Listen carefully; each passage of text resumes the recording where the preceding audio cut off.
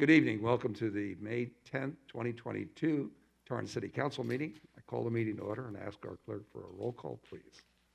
Councilmember Ashcraft? Here. Councilmember Chen? Present. Councilmember Griffith? Here. Councilmember Kalani? Present. Councilmember Matucci? Here. Councilmember Walther? Here. Mayor Fury? Here. The council will now recess to closed session to confer with the city manager and the city attorney on the agenda matters listed under 14A, conference with labor negotiator, 14B, threat to public services or facilities, 14C, real property, conference with real property negotiator, and 14D, conference with legal counsel, existing litigation. A closed session on these matters is authorized by California Government Code sections 54957.6, 54957, 54956.8, and 54956.9D1. We will return at 6:30 for open session.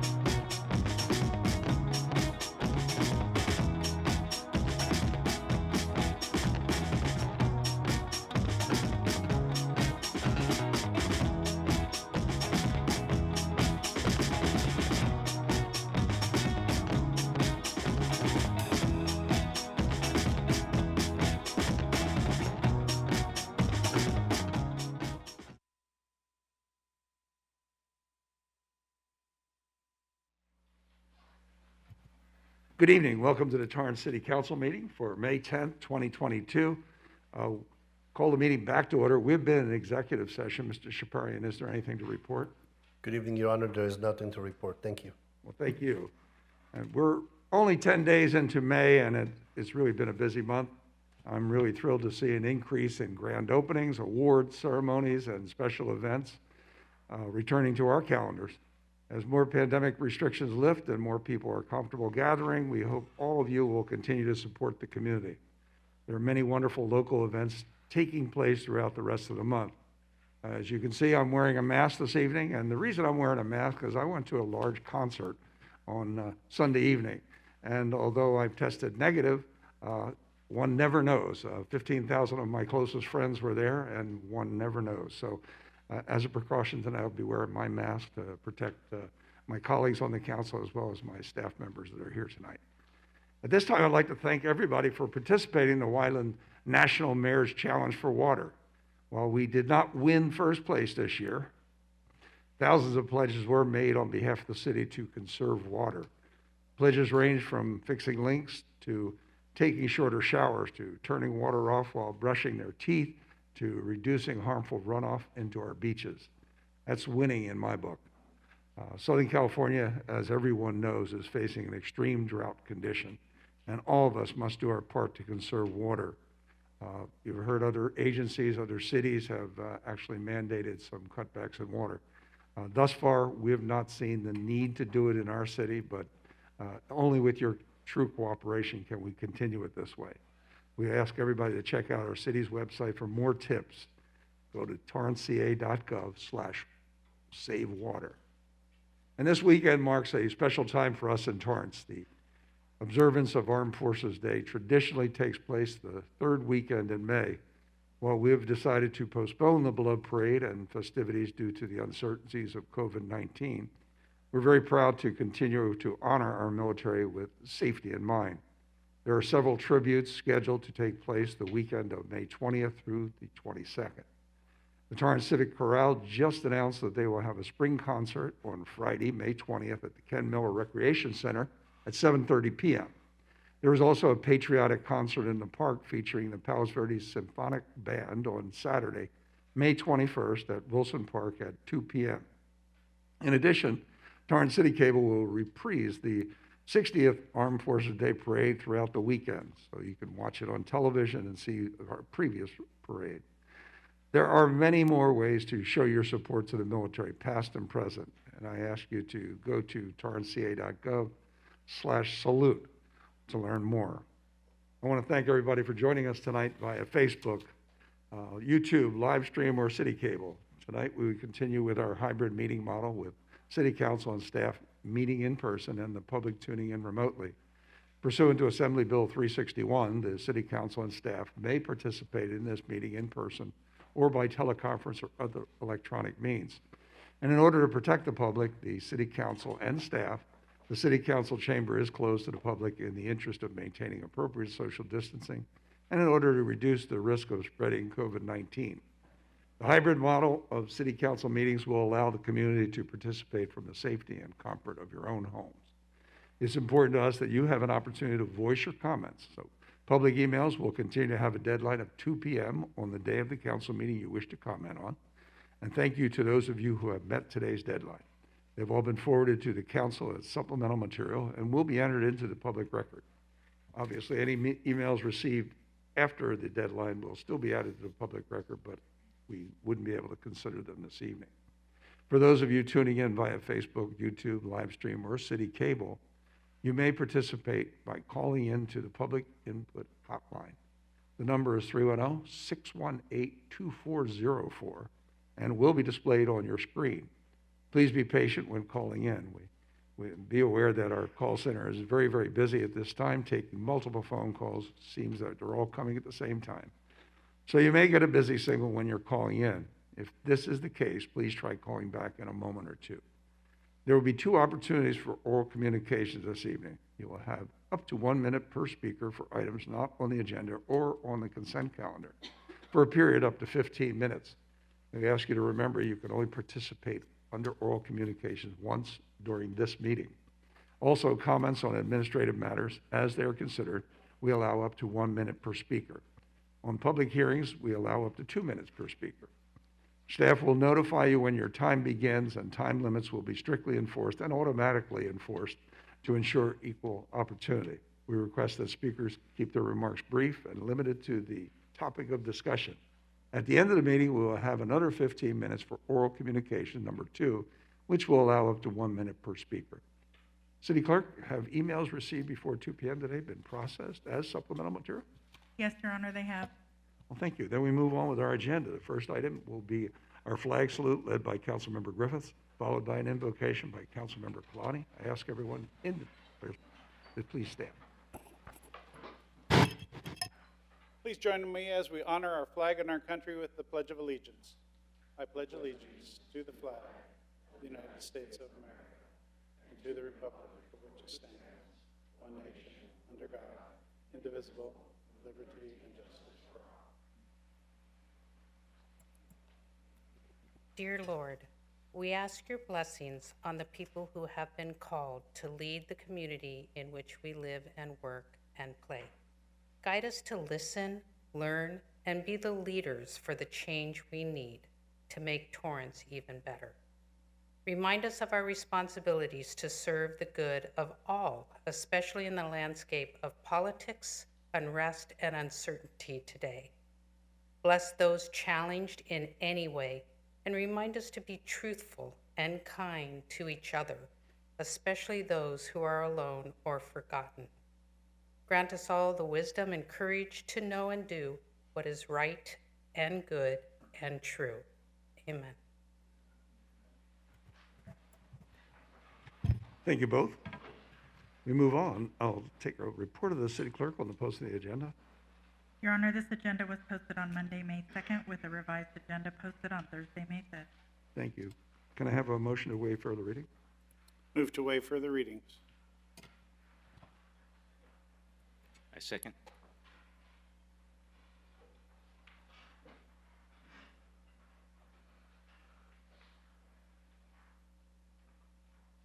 Start voting, please. Your Honor, that motion carried unanimously. Thank you. Next item is announcement of withdrawn deferred under supplemental items. Mr. Shaparian. Thank you, Your Honor. I'm Mr. Party, City Manager. We have a request for continuance on item 10A, which will be before you for consideration. The request to continue to June 14th. There are supplemental materials for item 7, oral communications. Item 8B, police, appropriate asset forfeiture funds, and authorized purchase order for personal protective equipment for special weapons and tactics, and tactical emergency medical support personnel. And item 8H, finance, SEPTA file investor report for month of February 22. And I believe we had a few public comments on item 10B for the budget item. Thank you, Your Honor. Thank you. I think before we go further, we'll take the hearing and get that disposed of quickly. I'll call item 10A. Now is the time and the place to open a public hearing for item 10A to consider the appeal of Planning Commission adoption of mitigated negative declaration and approval of conditional use permit to allow construction of 5 light industrial buildings in conjunction with the division of lot to allow subdivision into 5 parcels on property located in the M2 zone, bounded to the north by 190th Street, to the east by Western Avenue, to the south by 195th Street, and to the west of Gramercy Place. The request is referred to as the Torrance Gateway Project. Has this matter been properly advertised? Yes, Your Honor, it has. And this item was requested to be continued to June 14th, 2022. May I have a motion to continue the public hearing? So moved. Second.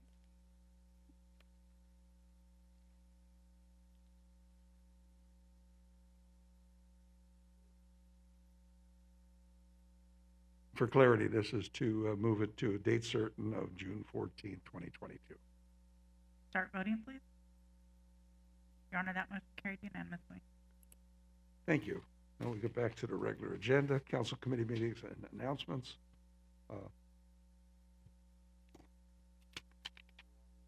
Per section 9.3 of the City Council Rules of Order, the mayor may form ad hoc committees at his or her discretion, or other ad hoc committees may be created at the discretion of the council. Ad hoc committees are formed for a specific task or objective and dissolved after the completion of the task or achievement of the objective.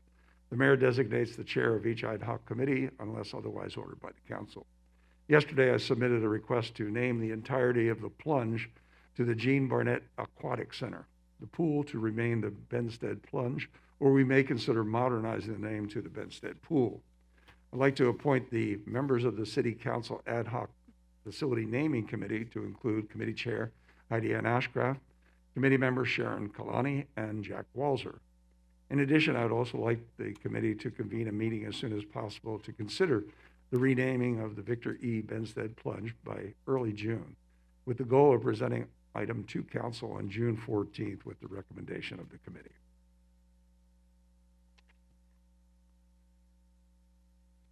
Next item is Councilmember Griffith. Yes, thank you, Mayor. A couple items.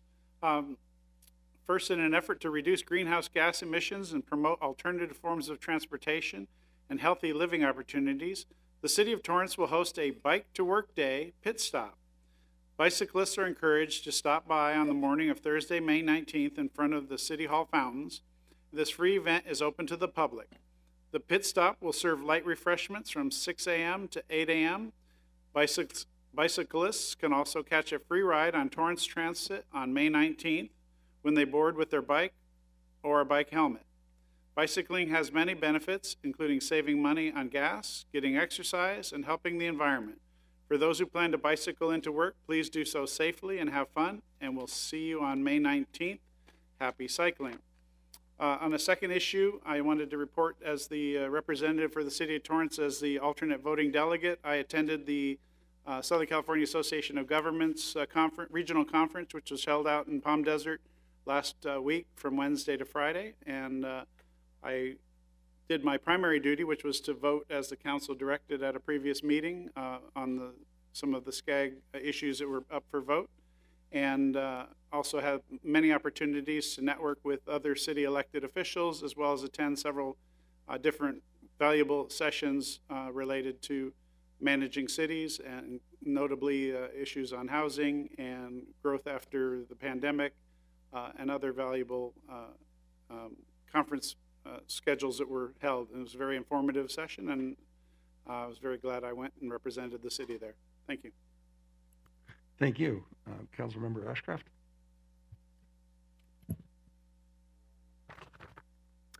The Torrance Cultural Arts Foundation, also known as TOCA, is currently planning their annual South Bay Festival of the Arts. The festival will be held in person on Saturday, June 25th, 2022, from 1 p.m. to 5 p.m. at the Torrance Cultural Arts Center. The family-friendly event is free to attend with a variety of entertainers on 3 stages. There will also be art vendors, an art competition, demonstrations, and hands-on art experiences. You can also enjoy food, wine, and beer sold on site. The foundation confirmed bands for the Torino Plaza stage includes the Wayback Daddies, Andy and Renee, and Upstream. Other local performers are included throughout the day, along with internationally known magician Christopher Hart. You may recall he had a featured role as Thing in the Addams Family movie franchise. Come out to support the arts in our community and the South Bay. That means all of South Bay. For more information and to purchase tickets, please go to www.torrancearts.org. Thank you. Thank you. Councilmember Matucci. Thank you, Mayor. During my term, the City Council has reviewed 2 car wash developments requests that have raised considerable public concern from adjacent residents, businesses, and owners of those neighboring parcels. Many of the shared concerns heard by council were often in the areas of location, vehicle stacking, noise, and proximity to sensitive uses. Tonight, I would like to request concurrence from my colleagues that the Community Development Department prepare a review of the city's car wash zoning and development standards against other comparable cities and present their findings to the Planning Commission to formulate potential zoning, code modifications, and City Council may wish to consider. Thank you. See concurrence. Thank you. From our city clerk, Rebecca Poirier. Thank you, Your Honor. The City of Torrance is currently accepting applications for various commissions. Commission appointments will take place at the City Council meeting on Tuesday, June 14th, and the application deadline is Thursday, May 26th by 5 p.m. Applications are being accepted at the City Clerk's counter via U.S. mail or email at cityclerk@torranceca.gov. Postmarks will not be accepted. Applicants must be an elector of the City of Torrance and have completed commissioner certification training within the last 2 years to be eligible for appointment. Commissioners applying for reappointment must also be current on ethics, AB 1234, and non-supervisory harassment prevention training. For more information, please visit torranceca.gov/government/commissions or call the office of the city clerk at 310-618-2870. Voting in local elections affect you more directly than county, state, or federal elections. One vote can be the deciding factor in a candidate being elected. Let your voice be heard. Vote on June 7th. Vote by mail ballots have been mailed. If you have moved or changed your name, you will need to re-register to vote. You can register online at lavote.gov. The Los Angeles County Register Recorder County Clerk is seeking election workers. Election workers play an essential role in elections and in our democracy. They are trusted community members who assist the in-person voting experience through Los Angeles County. Responsibilities include attending a paid election worker training, assist with opening and closing the vote center, assisting voters throughout the day, and serving between 4 to 10 days. You can become an election worker by going to lavote.gov/election worker. Thank you, Your Honor. Thank you. We move on to community matters. Item 6A is from the city manager for city council to appoint Paul Russell, the CEO of Stellant Systems, to represent Torrance in a business private sector seat on the South Bay Workforce Investment Board. The South Bay Workforce Investment Board provides workforce development, employment, and training services for the South Bay community. The board has 50 members comprised of representatives from the 10 cities that encompass the South Bay Workforce Investment Area, as well as neutral seats representing partnering organizations. With this appointment, Mr. Russell will fill a vacancy on the board under an existing term of July 1, 2019 through June 30, 2023. We want to thank Mr. Russell for taking on this role and representing the Torrance business community on the South Bay Workforce Investment Board. I'll take a motion to appoint Paul Russell as the representative for the city of Torrance to the South Bay Workforce Investment Board. Motion to appoint Paul Russell as the representative for the city of Torrance. I second. Start voting, please. Your Honor, that motion carried unanimously. And if you're listening, Mr. Russell, we want to thank you for your involvement in the Workforce Investment Board and the city of Torrance. We appreciate it. We move on to item 6B, and that is a resolution. May we have a number and title, please? Yes, Your Honor. This is resolution number 2022-40, a resolution of the City Council, the City of Torrance, California, honoring Nirja Verma upon her retirement from the city after 31 years of service. Take a motion. I move to adopt resolution 2022-40. I second that. Start voting, please.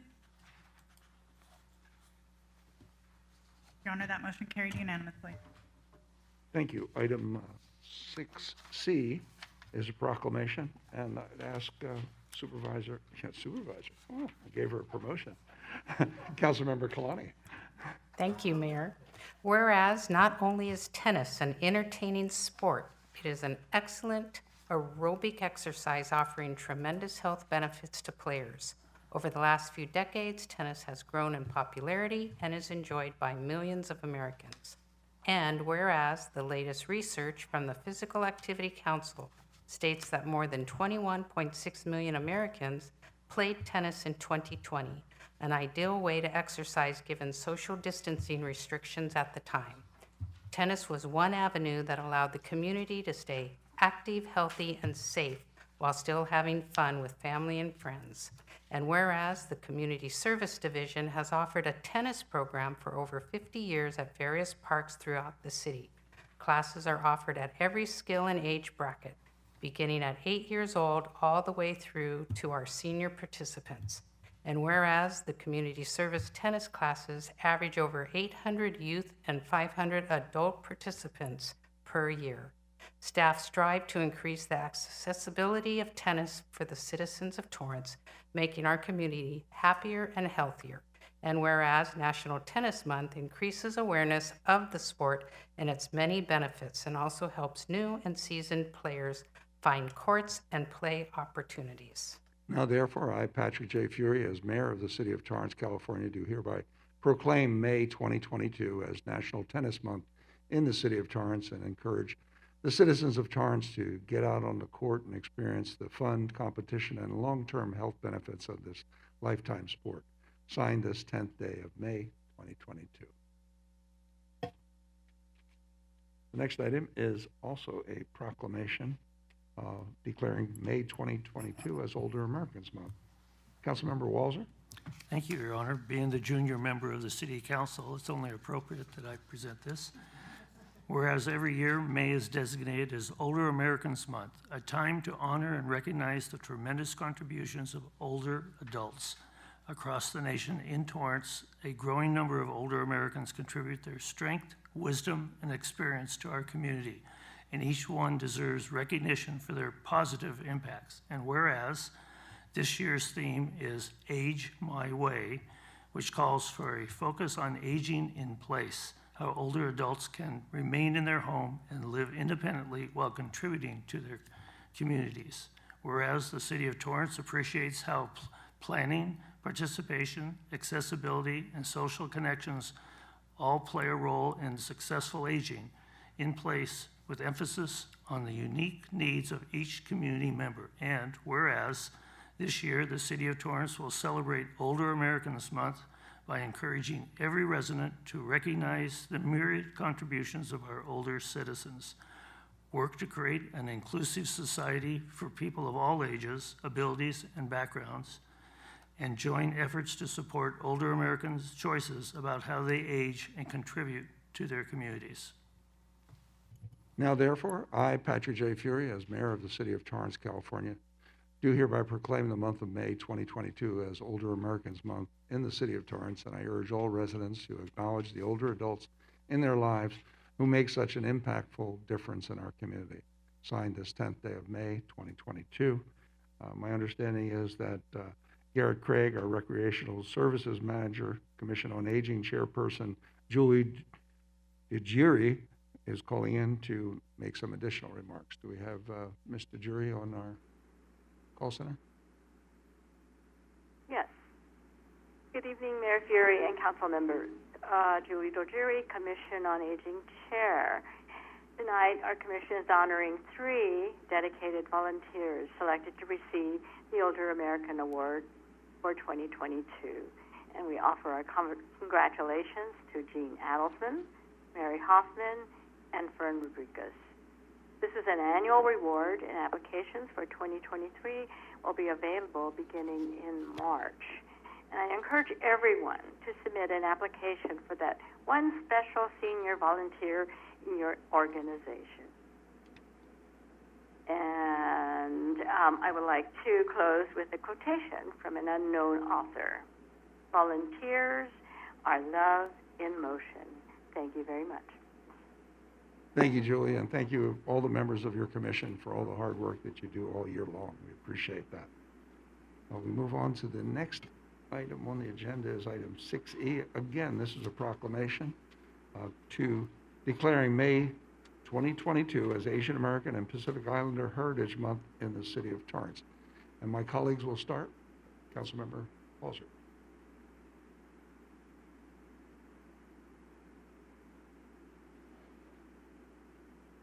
Sorry. Excuse me. Whereas Armed Forces Day is celebrated on the 3rd Saturday in May, and whereas Armed Forces Day is a joint celebration of all 6 branches of the United States military, the day honors all people currently serving in the U.S. Armed Forces. This is 6E.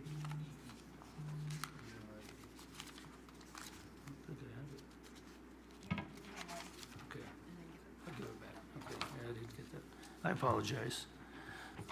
Whereas Asian American and Pacific Islander AAPI Heritage Month is observed in the month of May to recognize the history and achievements of Asian Americans and Pacific Islanders.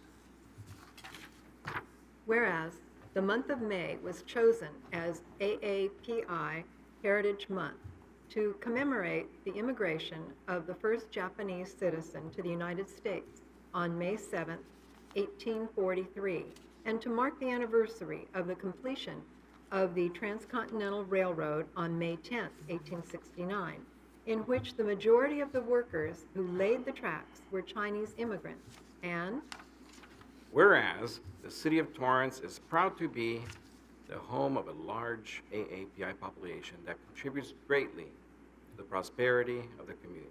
And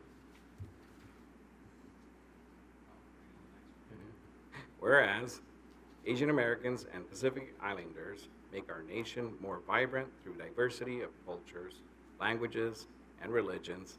And whereas we celebrate the contributions of Asian Americans and Pacific Islanders, but we must also acknowledge a darker aspect of the AAPI experience in the United States, which includes painful stereotypes, structural discrimination, and the heightened fear felt by many AAPI communities in the wake of increasing rates of anti-Asian harassment and violence during the COVID-19 pandemic.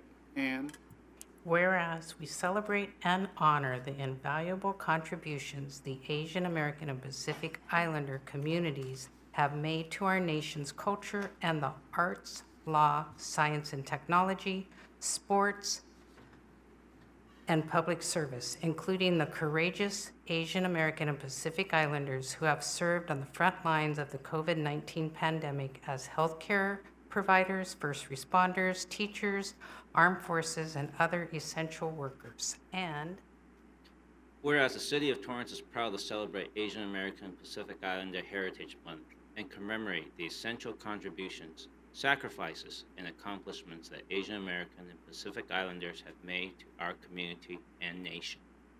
Now, therefore, I, Patrick J. Fury, as mayor of the city of Torrance, California, do hereby proclaim May 2022 as Asian American and Pacific Islander Heritage Month in the city of Torrance, and I call upon the residents of our city to learn more about the history of Asian Americans and Pacific Islanders during this time of the year. Signed this 10th day of May 2022. And I understand our good friend Simon Pang, California Commission on Asian and Pacific Islander American Affairs, is on the line. Thank you, Mayor. Thank you, Mayor Ferry. This is Simon Pang here, and fellow council members. Thank you very much for this proclamation, and my honor to be to receiving this. At the same time, I'm an honor to live in Torrance as a Torrance resident, and all my 3 daughters, I believe they are on YouTube or somewhere, and with my wife, they also listen into this meeting. And I'm very proud that I raised them here in Torrance, and it's a good city, and we continue to be the voice for the Asian Americans. Thank you very much. Thank you, Mr. Pang. We certainly appreciate the partnership and friendship that you have given to our city and our state and our nation over the many years, and it just shows the great value and relationship that we do have with our Asian American, Asian Pacific Islander population. So it's an honor to be able to present this resolution today. We move on to the next one, which is item 6F. And this one is a proclamation declaring May 9th through the 15th as Salvation Army Week in the city of Torrance. And I'll ask Councilmember Griffiths to do the honors. thank you, Mayor. As the current chair of the Torrance Salvation Army Advisory Board, I'm honored to read this proclamation. Whereas, in 1865, the Salvation Army was founded as the Christian Mission, an evangelical movement originating in the East End of London by the Methodist minister William Booth and his wife Catherine Booth. And whereas, for more than 40 years, the Salvation Army Torrance Corps has opened its doors to the community, befriending, aiding, and giving hope to men, women, and children, regardless of race or creed. And whereas, the Salvation Army offers affordable music and dance lessons to the children and adults of all levels of experience. The program, Crescendo Music and Dance, is located in the Hunt Center for Performing Arts building. The Salvation Army also provides financial aid to low-income families through temporary housing, rental, and utility assistance. The Torrance Core Food Pantry offers supplemental food on a short-term basis to residents in need. And whereas the United States Congress first declared National Salvation Army Week in 1954, President Dwight D. Eisenhower proclaimed that the Salvation Army has long been a symbol of wholehearted dedication to the cause of human brotherhood. Now therefore, I, Patrick J. Fury, as mayor of the city of Torrance, California, do hereby proclaim May 9th through the 15th, as Salvation Army Week in the city of Torrance for their service to Torrance and the South Bay community. Signed this 10th day of May, 2022. And I believe this is being accepted by Harriet O'Brien from the Salvation Army of Torrance Corps officer. Yes, this is actually her husband, Sean O'Brien, Captain Sean O'Brien. Pleased to accept this. Thank you. I want to say thank you to the City of Torrance. Thank you, Mayor Fury, City Council members, and the residents of Torrance. This week, as you said, is National Salvation Army Week, and it's a time where we recognize all the hard work of the Salvation Army over our 157 years of operation, and we recognize our friends and supporters that really allow us to help thousands of people locally every year and millions of people worldwide. The Salvation Army of Torrance continues to provide food and clothing and music lessons and much more, and we can always use more help with food and clothing and those type of things. And we'll continue to serve with the love of God to benefit those in need. So thank you so much for this proclamation. We are really appreciative of all the support of the City of Torrance. Thank you. Thank you, Captain, and we certainly appreciate all the services that the Salvation Army does provide throughout the entire year to many of the residents in not only our city, but our surrounding communities as well. Much appreciated. Thank you. We're going to go out of order here and call item 6H, which is a proclamation declaring May 21, 2022 for observance of Armed Forces Day and Torrance's salute for the United States military. Councilmember Walter. Thank you, Your Honor. Whereas Armed Forces Day is celebrated on the third Saturday in May, and whereas Armed Forces Day is a joint celebration of all 6 branches of the United States military, the day honors all people currently serving in the U.S. Armed Forces. And whereas this includes the men and women who have served or are serving in the Army, Marine Corps, Navy, Air Force, Space Force, Coast Guard, and National Guard, and Reserve components. And whereas the Torrance Armed Forces Day Parade and celebration has always been a weekend in which the community, visitors, and military come together to honor our nation's men and women of the military forces that have defended our country, ensured our freedom, and upheld the beliefs and principles that this great nation was built on. And whereas it is with heavy heart that the City of Torrance had to cancel the longtime tradition of our annual Armed Forces Day Parade and celebration due to the ongoing uncertainties related to COVID-19. And whereas the city is proud to host an alternative event, a patriotic concert in the park featuring the Palos Verdes Symphonic Band. The free concert will take place on Saturday, May 21st, 2022 at Charles H. Wilson Park, beginning at 2 p.m. The city also invites the community to submit video messages of appreciation to the brave service members who have served or are serving our great nation at torranceca.gov/salute.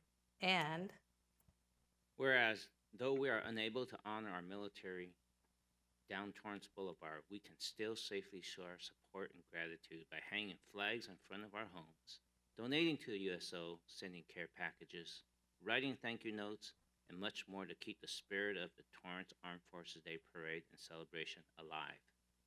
Now therefore, I, Patrick J. Fury, as mayor of the city of Torrance, California, do hereby declare May 21st, 2022 for observance of Armed Forces Day and Torrance's salute to the United States military. as we continue our long-standing tradition of honoring and thanking the men and women of our nation's armed forces in a safe manner, with an event smaller in physical size, but retaining the same patriotic spirit.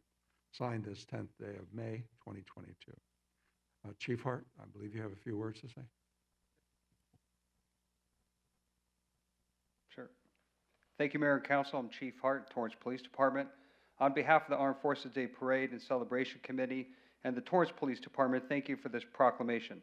While it deeply saddens us to postpone this year's celebration, we continue to honor our military with safety in mind. I am excited to share that there are several events still taking place the weekend of May 20th through the 22nd. These tributes are smaller in scale but retain the same patriotic spirit of a full celebration. By now, everyone has seen the beautifully displayed Hometown Heroes banners flying high along portions of Torrance Boulevard, Madrona, and Carson Street. Beginning on Friday, May 20th, the Torrance Civic Choral just announced that they will have their spring celebration concert at the Ken Miller Recreation Center at 7:30 p.m. This event is free and open to the public, and the concert will reflect the dedication of our armed forces with special guests from the El Camino choirs. As already stated, but we want to reintroduce again that on Saturday, May 21st at 2 p.m., there will be a patriotic concert in the park by the Palos Verdes Symphonic Band. This concert at Wilson Park is also free and open to the public as well. And the community is also invited to celebrate in their own way, like we talked about, hanging flags outside of our homes, write thank you letters to troops and veterans, or donate to one of the many nonprofits that support the military. We hope you will join us in keeping the spirit of our joint military celebration alive, and we encourage everyone to express their appreciation for the sacrifices the men and women of the United States Armed Services. Thank you. Thank you, Chief. And as was mentioned earlier, it was kind of heartbreaking to cancel this parade. This is one of the most important events I think that we have in our city every year, where we raise the consciousness of our community to support the active duty military, those people who are defending us right now and protecting us. So, but we will keep it alive by doing as much as we possibly can. And as you indicated, everybody, please put your flags out and think about the military, those who are serving abroad, those who are serving locally, but they all are working together to keep us safe and secure in our homes. So thank you, Chief. Appreciate it.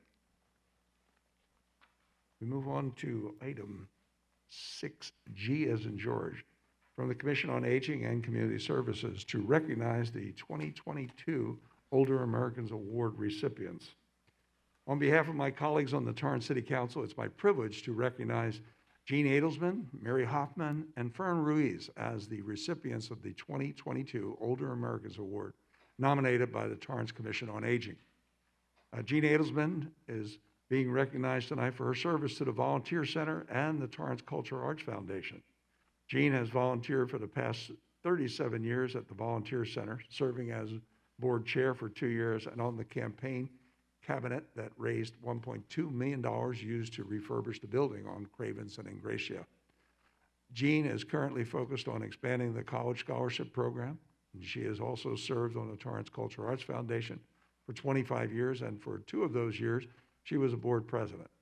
Jean has put most of her time and effort into fundraising and was instrumental in switching the annual fundraiser from a gala to the free and highly successful South Bay Festival of the Arts. She has also served on the Blue Ribbon Committee for Ethics and Integrity.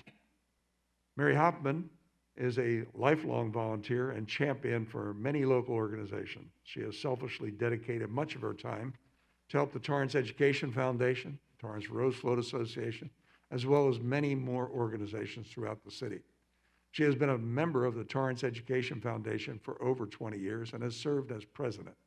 Mary is a retired special education teacher of 25 years in the Torrance Unified School District. She has volunteered with the Torrance Rose Float Association for 16 years and served as the president for 2. Mary is the lead volunteer for the Torrance Memorial Holiday Festival, as well as the tree decorator, and is currently a member of the design committee. In 2020, Mary received the Schweitzer Learning Center Woman of the Year Community Spirit Award. Fern Ruiz, a Torrance resident for 44 years, Fern became a member of the Torrance Historical Society in 2004 when her home was featured in the Historical Society Home Tour. In 2009, the Historical Society created the Archive Room, where Fern was instrumental in developing the filing system and organizing the material with other volunteers. Fern spends 1 day a week in the archive room and at least one Sunday a month being a docent at the museum. She's a member of the Old Torrance Neighborhood Association and has served on the board as a membership chairperson and treasurer. Fern also spends time volunteering with the Red Cross and LA County elections, apparently in her spare time. Please join me in a round of applause for these deserving recipients of the 2022 Older Americans Awards.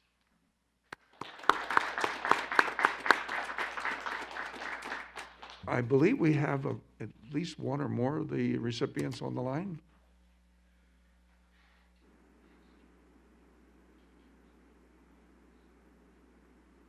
Yes. Okay. Who's speaking? This is Mary Hoffman. Hi, Mary. Thank you to Mayor Patrick J. Fury and the other members of the City Council for this recognition, to Carolyn Snyder for nominating me, and to City of Torrance employee Debbie Reed for all of her work in support of this commission. Thank you again. Well deserved, Mary. We really appreciate your volunteerism. Thank you. My thanks to the Commission on Aging for acting on Ann Gallagher's nomination of me. I'm Jean Adelsman. I'm pleased to help spotlight the contributions that older Americans are making to the community. We have the time to devote and the experience to help build a better Torrance. In my 1 minute, let me plug my current venture, and thanks first to Councilmember Ashcraft for her earlier mention, but for those of you who tuned in late, please mark your calendars for Saturday, June 25th. The Torrance Cultural Arts Foundation will entertain you for free from 11 a.m. to 5 p.m. We will have shows going at the same time on 3 stages, and there is the Enchanted Garden for the kids. Go to www.torrancearts.org for more details than I have time for, and thanks again for this recognition. Much appreciated.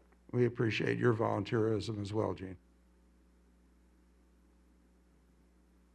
And apparently, Julie did not call in, so we move on to oral communication number 1, which is limited to a 15-minute period. This portion of the meeting is reserved for comment on items under the consent calendar or items that are not on the agenda. Under the Ralph M. Brown Act, City Council cannot act on items raised during the public comment, but may respond briefly to statements made or questions posed, request clarification, or refer the item to staff. Speakers under orals are limited to either oral communication number 1 at this time or oral communication number 2 at the end of the meeting, and in any event, no longer than 1 minute per speaker. We ask the speakers please turn off the volume on any City Council meeting broadcast you may have in the background when speaking. The feedback really destroys the opportunity to converse. It's now 7:19. We got 15 minutes. Thank you, Mayor. I'll begin to transfer the calls. Thank you. Carol G., you are now unmuted. Your 1 minute starts now. Good evening, everyone. It's Carol Gillis with the Torrance Theater Company. This is the weekend, our last series for the 2022-2023 series of plays down at Old Torrance at 1316 Cabrillo. It's called The Legend of Georgia McBride. It's starting this weekend, May 13th through June 12th. Go to www.torrancetheatercompany.com and order your tickets today. Bring your friends. You don't want to miss it. Thank you. Mayor, that caller disconnected herself. Moving on to the next caller. Sarah B., you are now unmuted. Your 1 minute starts now. Thank you. I'm calling in the name of Christopher DeAndre Mitchell and his family. Torrance needs to fire Anthony Chavez, Matthew Concannon, and Brian Kawamoto. You also need to create a civilian oversight committee because state oversight does not mean you get a free pass on providing oversight to your own city's police. Secondly, because Mr. Fury disrupted many comments last meeting, not allowing people to explain how their comment related to the agenda item and cutting off people who were talking about the agenda item, it's egregious that you are now allowing Torrance Police Department to have a military equipment while continuously refusing to hold them accountable in any shape or form. The police say they'll receive feedback for the use of their military equipment, but how are we as citizens supposed to believe they'll do anything with that feedback? The City Council has implemented zero meaningful actions to hold Torrance Police Department accountable despite thousands of emails and calls demanding oversight. I yield my time. Mayor, that caller disconnected herself. Moving on to the next caller. Roger O., you are now unmuted. Your 1 minute starts now. Sure, I'd just like to remind everyone that the Clerk, Pat Fury, and his bitch cunt wife, Teresa, live at 18716 Cranbrook Avenue, Torrance 90504. 187. Mayor, moving on to the next caller. JL, you are now unmuted. Your 1 minute starts now. I want to remind this council that we just celebrated Mother's Day. And a member of your community is not able to celebrate Mother's Day because her son was murdered 15 seconds when your racist police came and killed her only child. Her only child. She did not receive flowers from her only child. She did not receive a card or a hug from her only child for 3 years. And then what makes matters worse is that this council allows her killers to roam the streets so that she can be able to see them when she's walking about. This is unacceptable, and you guys have been hearing the cries of this community for years now and have done absolutely nothing. We have demanded you to fire the officers who murdered Christopher DeAndre Mitchell. You have that in your power to have been do so. We demand. Mayor, that caller was disconnected because their time was up. Moving on to the next caller. EJ, you were now unmuted. Your 1 minute starts now. Yeah, can you hear me? Yes, sir. Please begin. Yes.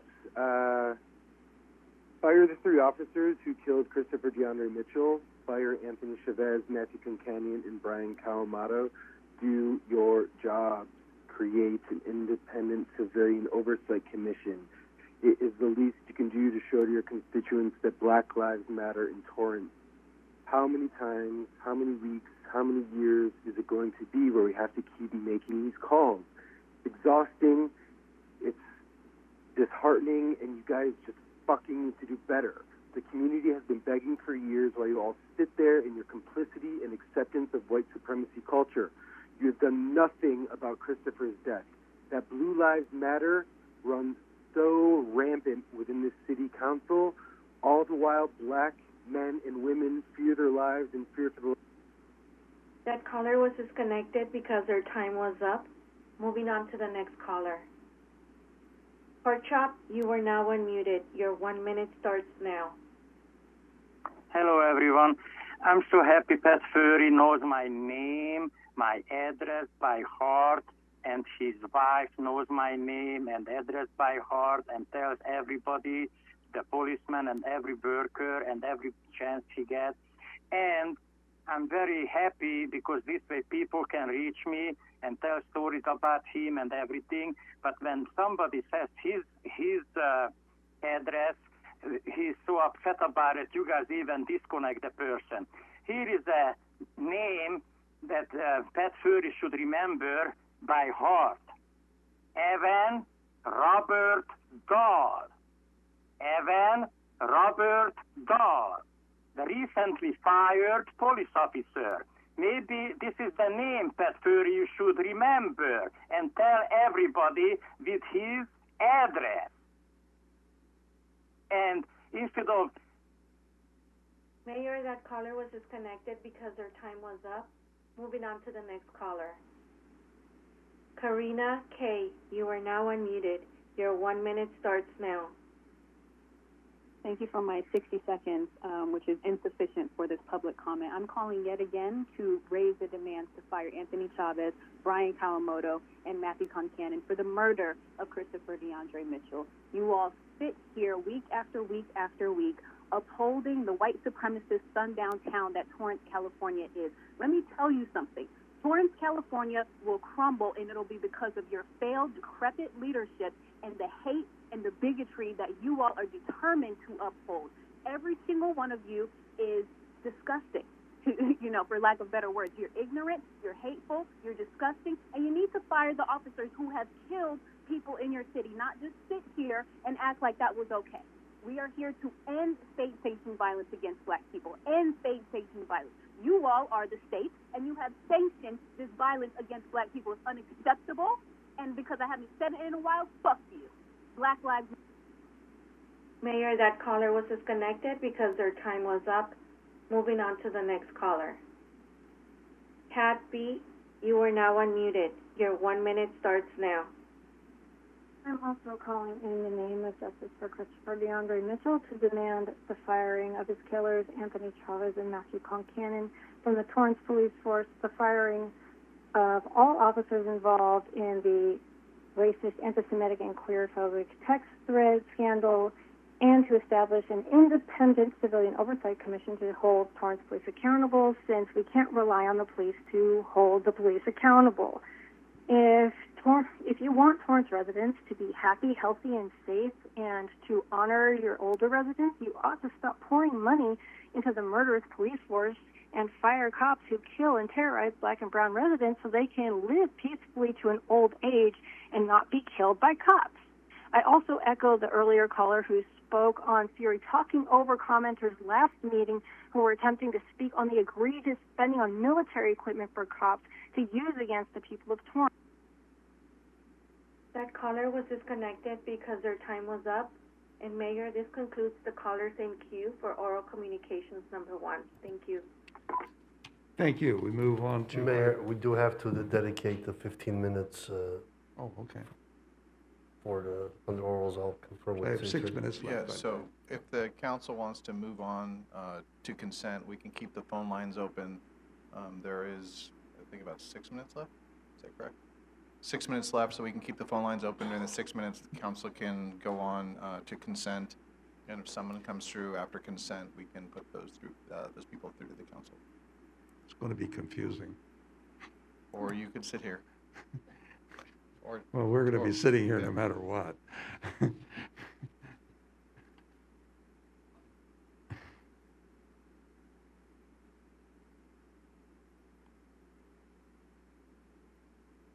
Could council make announcements as we wait? Oh, I think we already did that. We can do them all over again. In case somebody didn't tune in earlier, we can tell you what's happening this weekend. And thank you for tuning in. I guess in the interim, we should take the item 8, which is the consent calendar. Do any council members wish to pull any items listed under the consent calendar? I see none. I'll take a motion to approve the consent calendar. Motion to approve the consent calendar in its entirety. I second that motion. Start voting, please.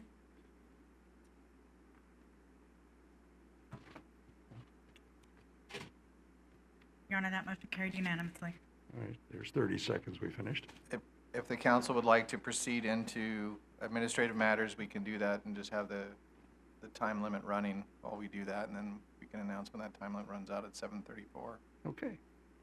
Next item on the agenda is item 9A, from the city attorney to appropriate funding and approve third amendment to fee agreement with Ratana Tucker LLP to provide legal services. From staff, Mr. Sullivan. Yes, Your Honor. Patrick Sullivan, city attorney.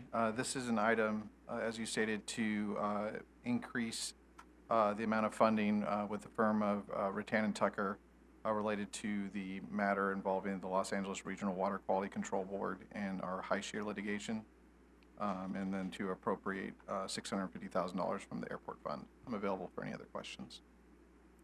Thank you. Are there any questions from the council?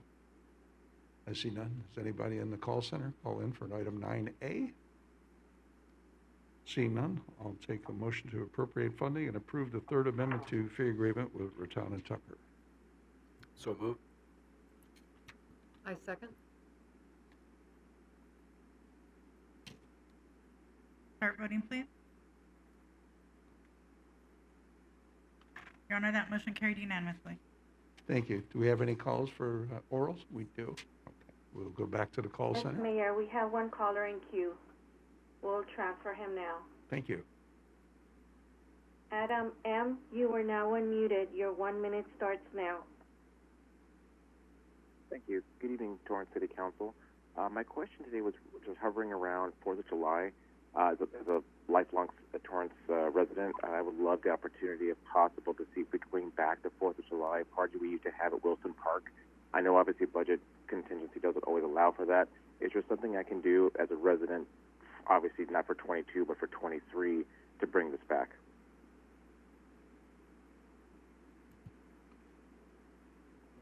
Thank you, sir. In the next year, perhaps that will be considered. Yes, sir. Thank you. Anybody else?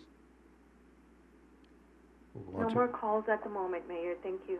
Okay, then we'll go on to item 9B, as in Bravo, from Community Development to accept and appropriate grant awards from Los Angeles County Development Authority's Emergency Solutions Grant CARES Act and Measure H funding to Torrance Temporary Housing Program.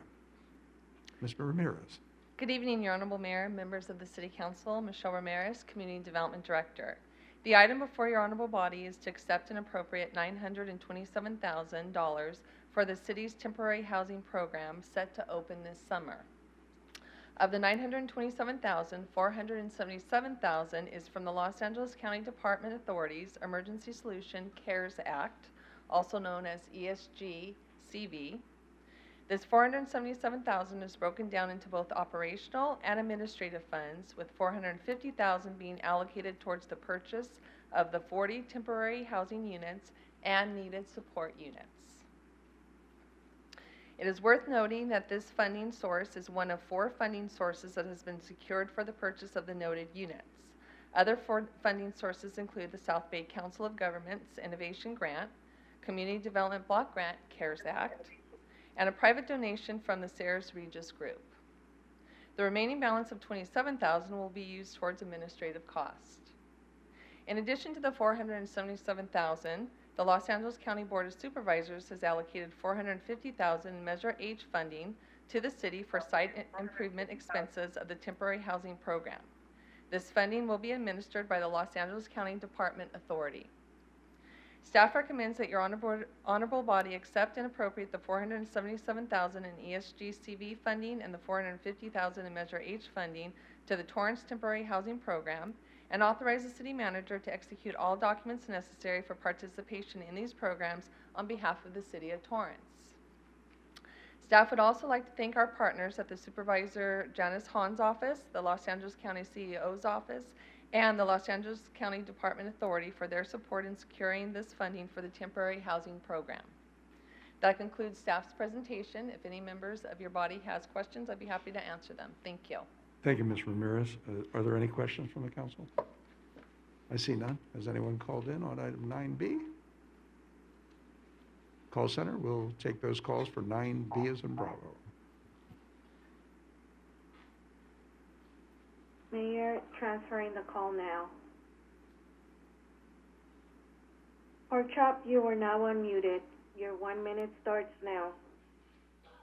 I thank God nobody has a question how you spending the taxpayers' money on this craziness. I observed a thing today. They called the cops on me for filming. They called the cops on me for filming that atrocity, what you guys spending the taxpayers' money. It's ridiculous spending all this money on this project temporarily, and I wonder what this guy is going to do after this program is end. How many millions are you going to blow on this?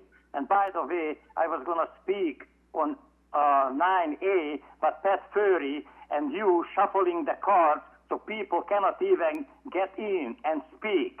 Oral communication is oral communication. Keep it for 15 minutes, bitches.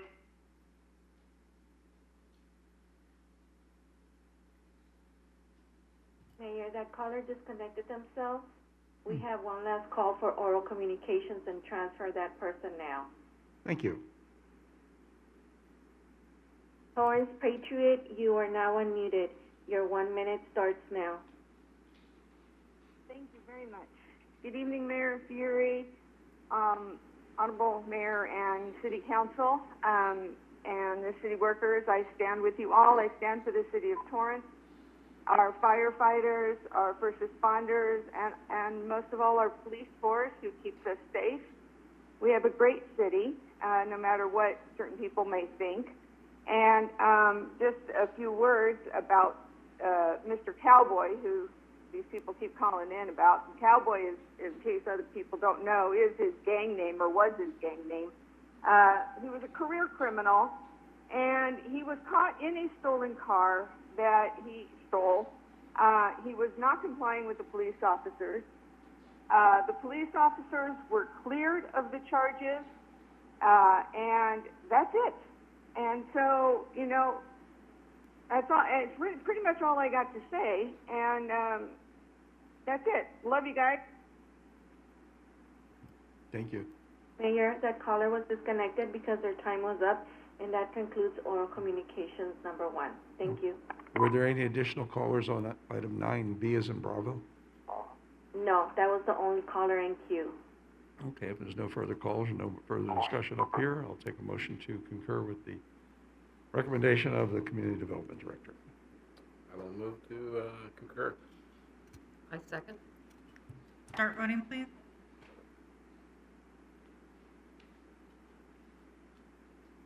Your Honor, that motion carries. Councilmember Griffiths voting no.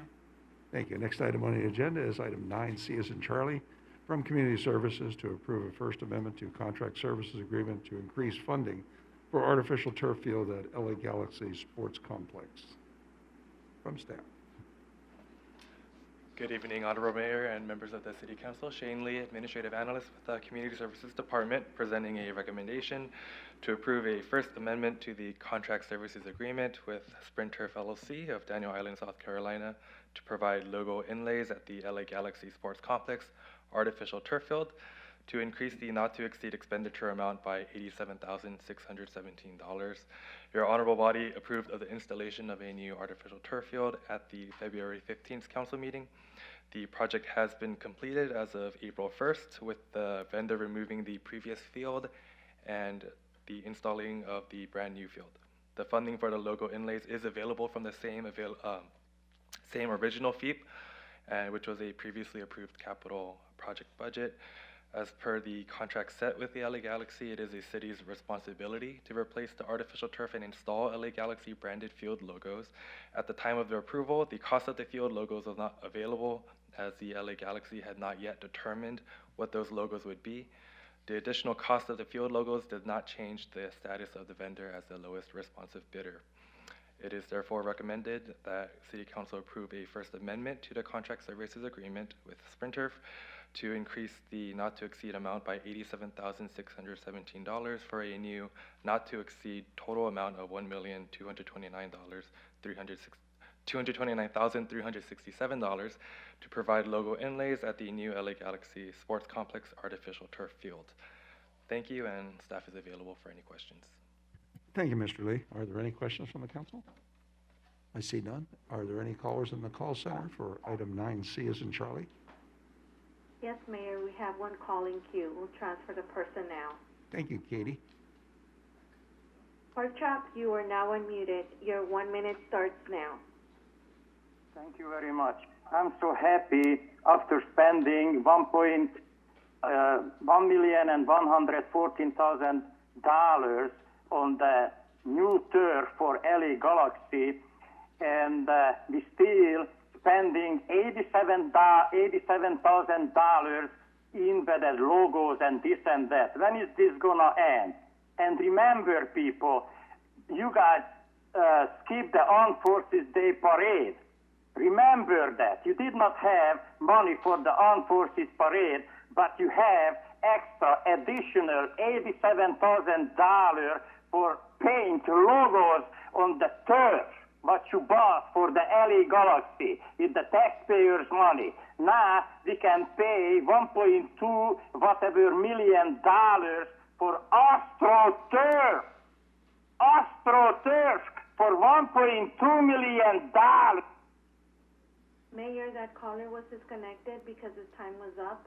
And this concludes callers for item 9C as in Charlie. Thank you. Thank you. I'll take a motion to approve the First Amendment to the Contract Services Agreement to increase funding for artificial turf field at LA Galaxy Sports Complex. So moved. Second. Start voting, please. Your Honor, that motion carried unanimously.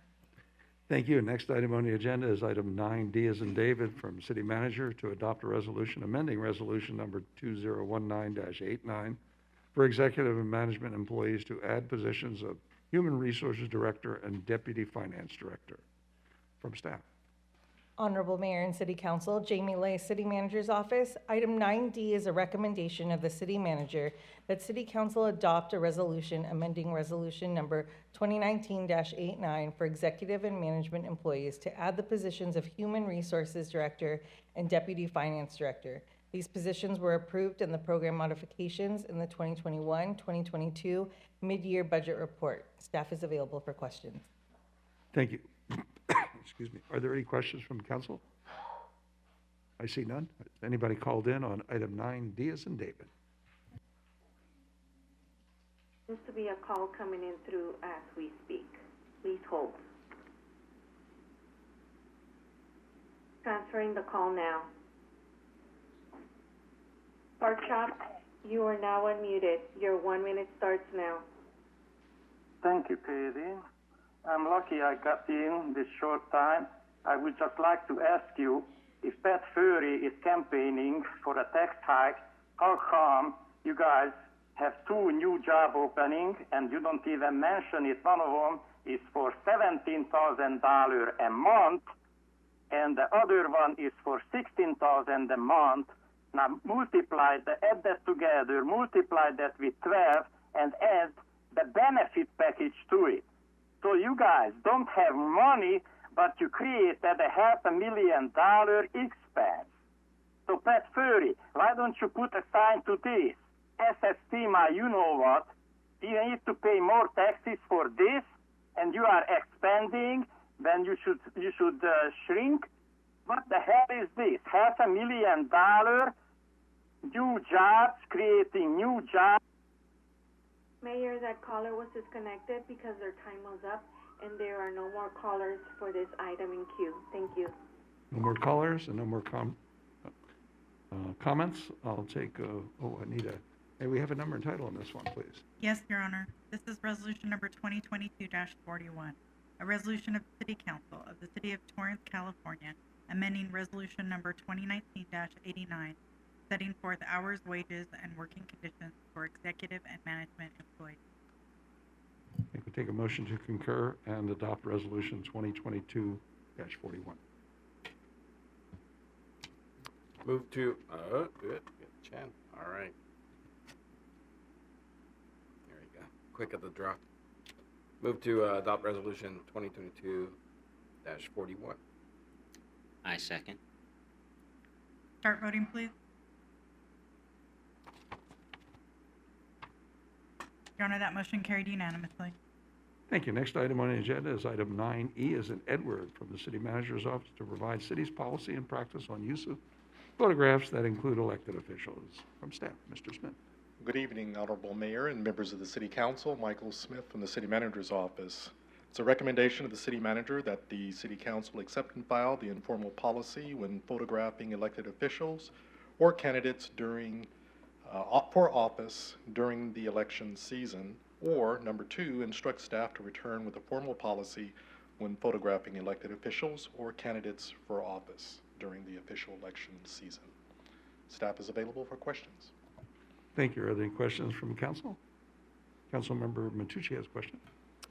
Yeah, I do have a question. As far as, I think the whole concept here is to minimize city or tax dollars being used to promote a candidate or elected official that's currently a candidate. This is obviously a policy that we overlooked over the years, it seems like, because I don't remember ever being asked to stay out. Photography is not just the only way we promote. Sometimes it could be giving awards to candidates, using staff time, dollars to give out awards. It could be even the video. I don't know how exactly it's funded, but the video that we do at the city cable building, I'm sure that's tax dollars that we're spending to promote candidates.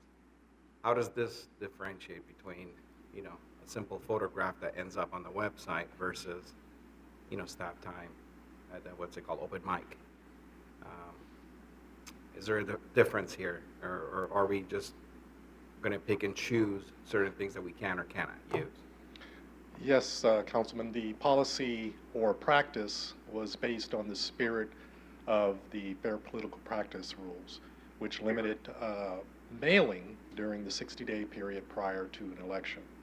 So under the spirit, anything that was either video or still photography, those things were not included if it was, focused as a featured item. In terms of open mic night produced by the Torrance Public Access Foundation, which is your honorable body here, that was a means of an attempt to level the playing field so that all candidates, whether you're seated as an elected official or applying to become an elected official, everyone had an opportunity to have a voice. So yes, in that case, funds are being expended. Originally back then, the funds that supported public access were not general fund funds. Those were funds specifically derived from the Public Access Foundation from a public access fee through the cable operator, but not general fund. Today it's a different story.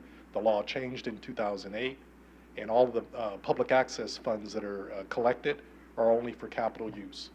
So our operation is now under the general fund. Let's see. I just think that if we are going to go with a policy, it should be across the board, not just pick and choose. Is it just photography? Is it videos? Is it, being announced at a banquet? Is that campaign? I think there's a variety of ways that we can, look at it. But I just think that if we're going to do something, just do it across the board. I'm okay with even killing open mic. I mean, if it's costing taxpayers money, even if it's a small amount, I'm okay with killing it. I mean, doing a video, it's just as simple as doing a video on it's a professional video, don't get me wrong. It's a beautiful video and I appreciate it. I ran 3 times, but that's something that I think the public shouldn't be paying for, in my opinion. All right, I would like to see what everybody else has to say, if anything. Thank you. Councilmember Walzer has a question. Thank you. I brought this to concurrence with the council because I think it's an issue that needs to be dealt with, and I think we need to deal with it immediately, maybe starting tonight. I appreciate the history and the research that was done. I do believe it's a subject to interpretation because it basically had to do with print media more so than anything else, and obviously social media and other things have come to surface that weren't there in the past. It also talks about using public funds, and obviously if you're printing something, there are definite public funds expended. But if you're merely taking photographs at a ribbon cutting, there's no additional funds being created. And I feel that if someone is performing their job duties as a council person or whatever, they should be included and not excluded. It's not the same as if they were holding up a banner, vote for me because I'm running for office. And I feel that they should have the right to participate fully and be recognized for that because it's not a political campaign type situation.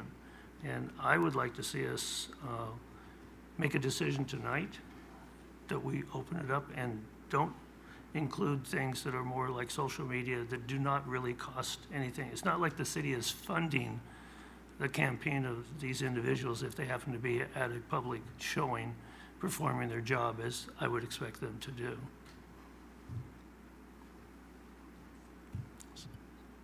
Anything else? Yeah, I'm ready to make a motion when everyone else is talking. Councilmember Griffith. Thank you. Thank you, Mr. Smith. I appreciate this item coming forward. To me, it's really simple.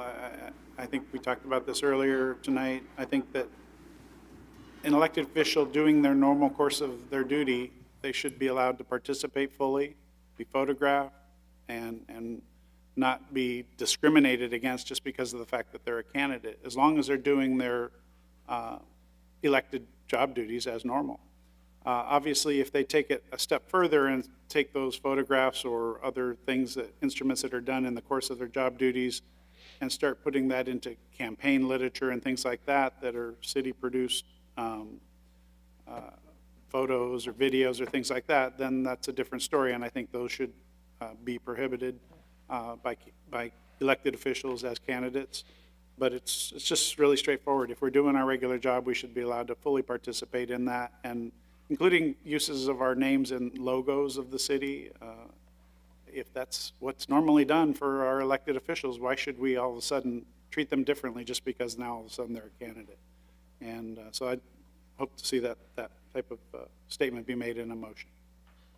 Councilman, if I may, Mayor, Adam Chapman, City Manager, I think the premise of this practice initiated from concerns of perception, more so than any regulatory framework. I just want to put that in the context of what your honorable body is discussing. We realize there's legal rules and regulations by the Fair Political Commission as far as the mailings. The reason why staff, and it may be obviously with the COVID and lack of community events, we have much more activity now, which is great. But I just want to provide some of the background as to why this issue is before you. It was the issue of perception of potential favoritism or the appearance. And if that's not a concern, then obviously staff will abide by your direction tonight. Thank you. Councilmember Chen. Thank you, Mayor. I agree with all the comments from my fellow council members, and the spirit of not using the public funds for campaign. I would also include that going forward, that we would also not do the open mic, just so we would just keep the lines really clean.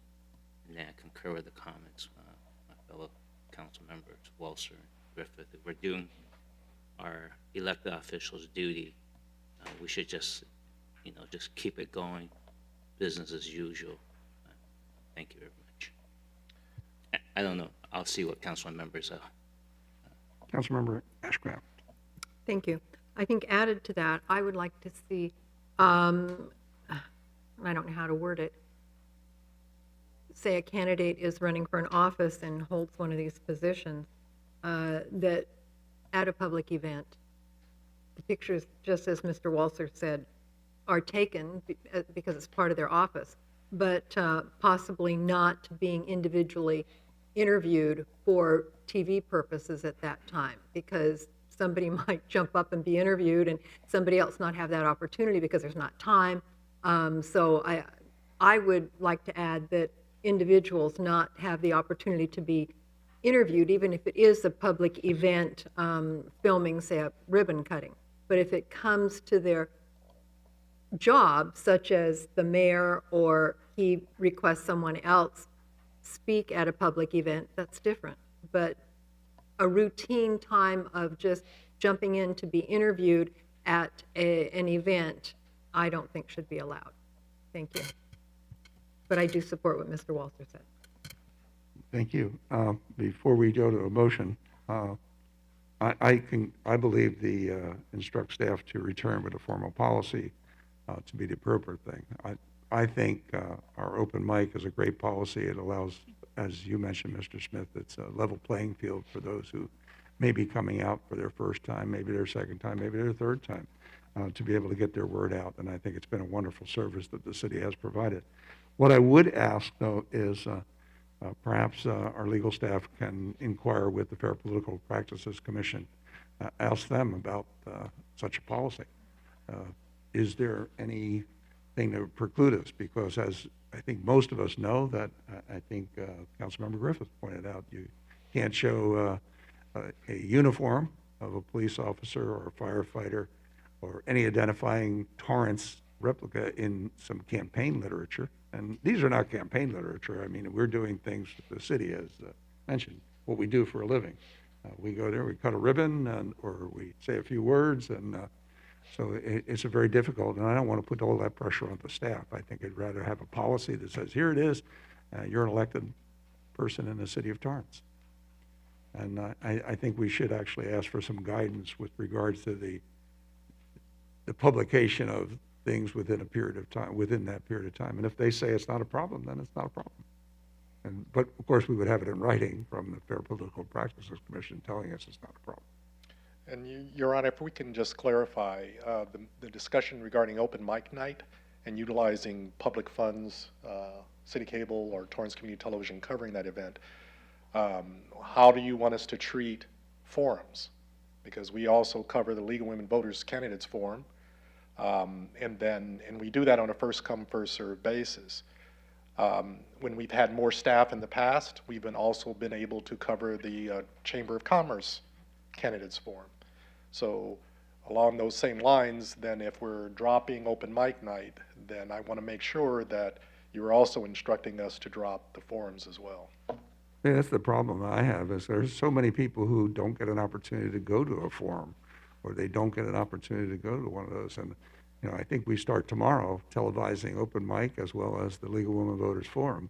And that's for the people who don't have the opportunity to see them in person. It gives them an opportunity to see the candidates, answer questions, sometimes hard, sometimes a softball. But at least they get to know them and feel a little bit about their personality. I think it's been advantageous to the community and advantageous to those who got elected.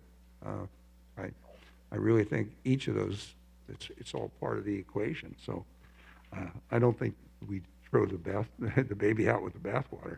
If you don't like one part of it, I'm sorry, I think the open mic has a place. That's called First Amendment right. And sometimes the city has to pay for those First Amendment rights. Councilmember Walser? Thank you. I'd just like to add a few other comments. I personally have no problem with open mic, as well as filming and broadcasting legitimate forums, because then it's giving all the voters an opportunity to see their candidates as best they can, and it's strictly devoted to that.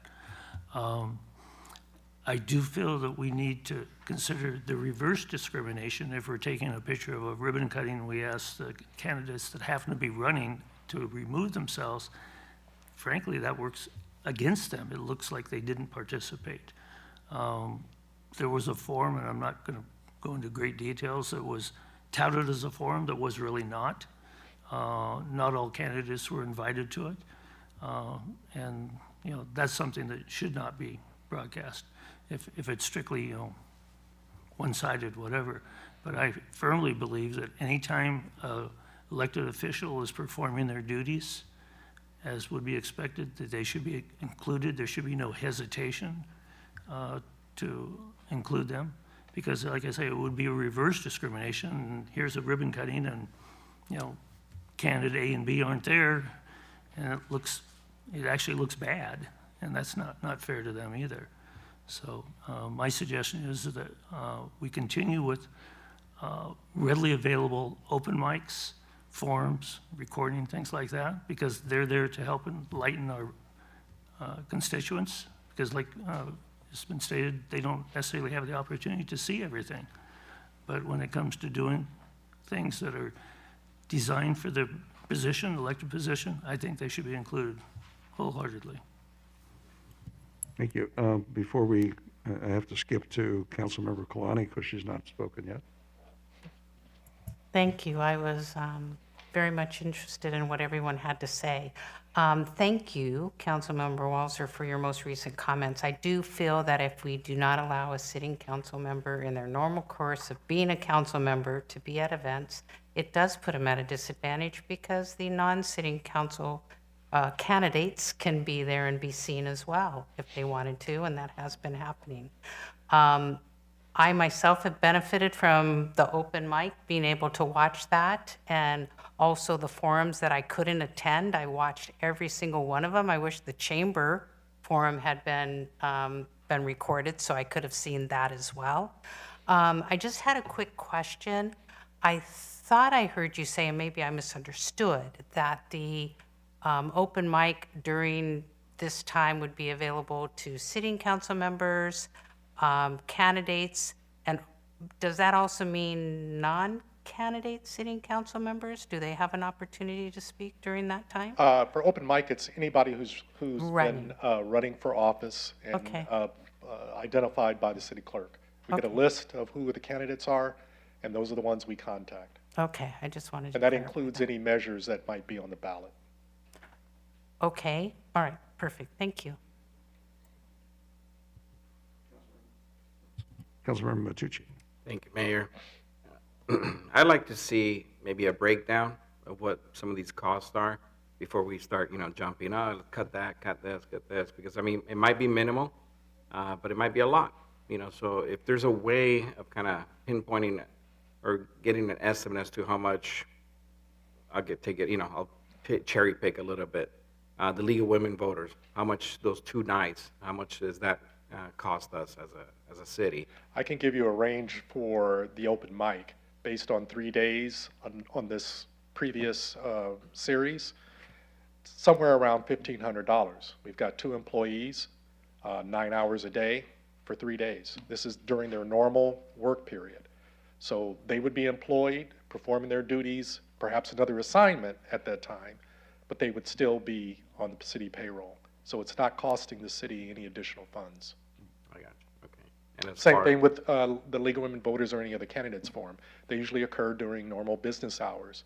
Torrance Community Television works Tuesday through Friday, 1 to 10 p.m., and then on Saturday, 9 to 6.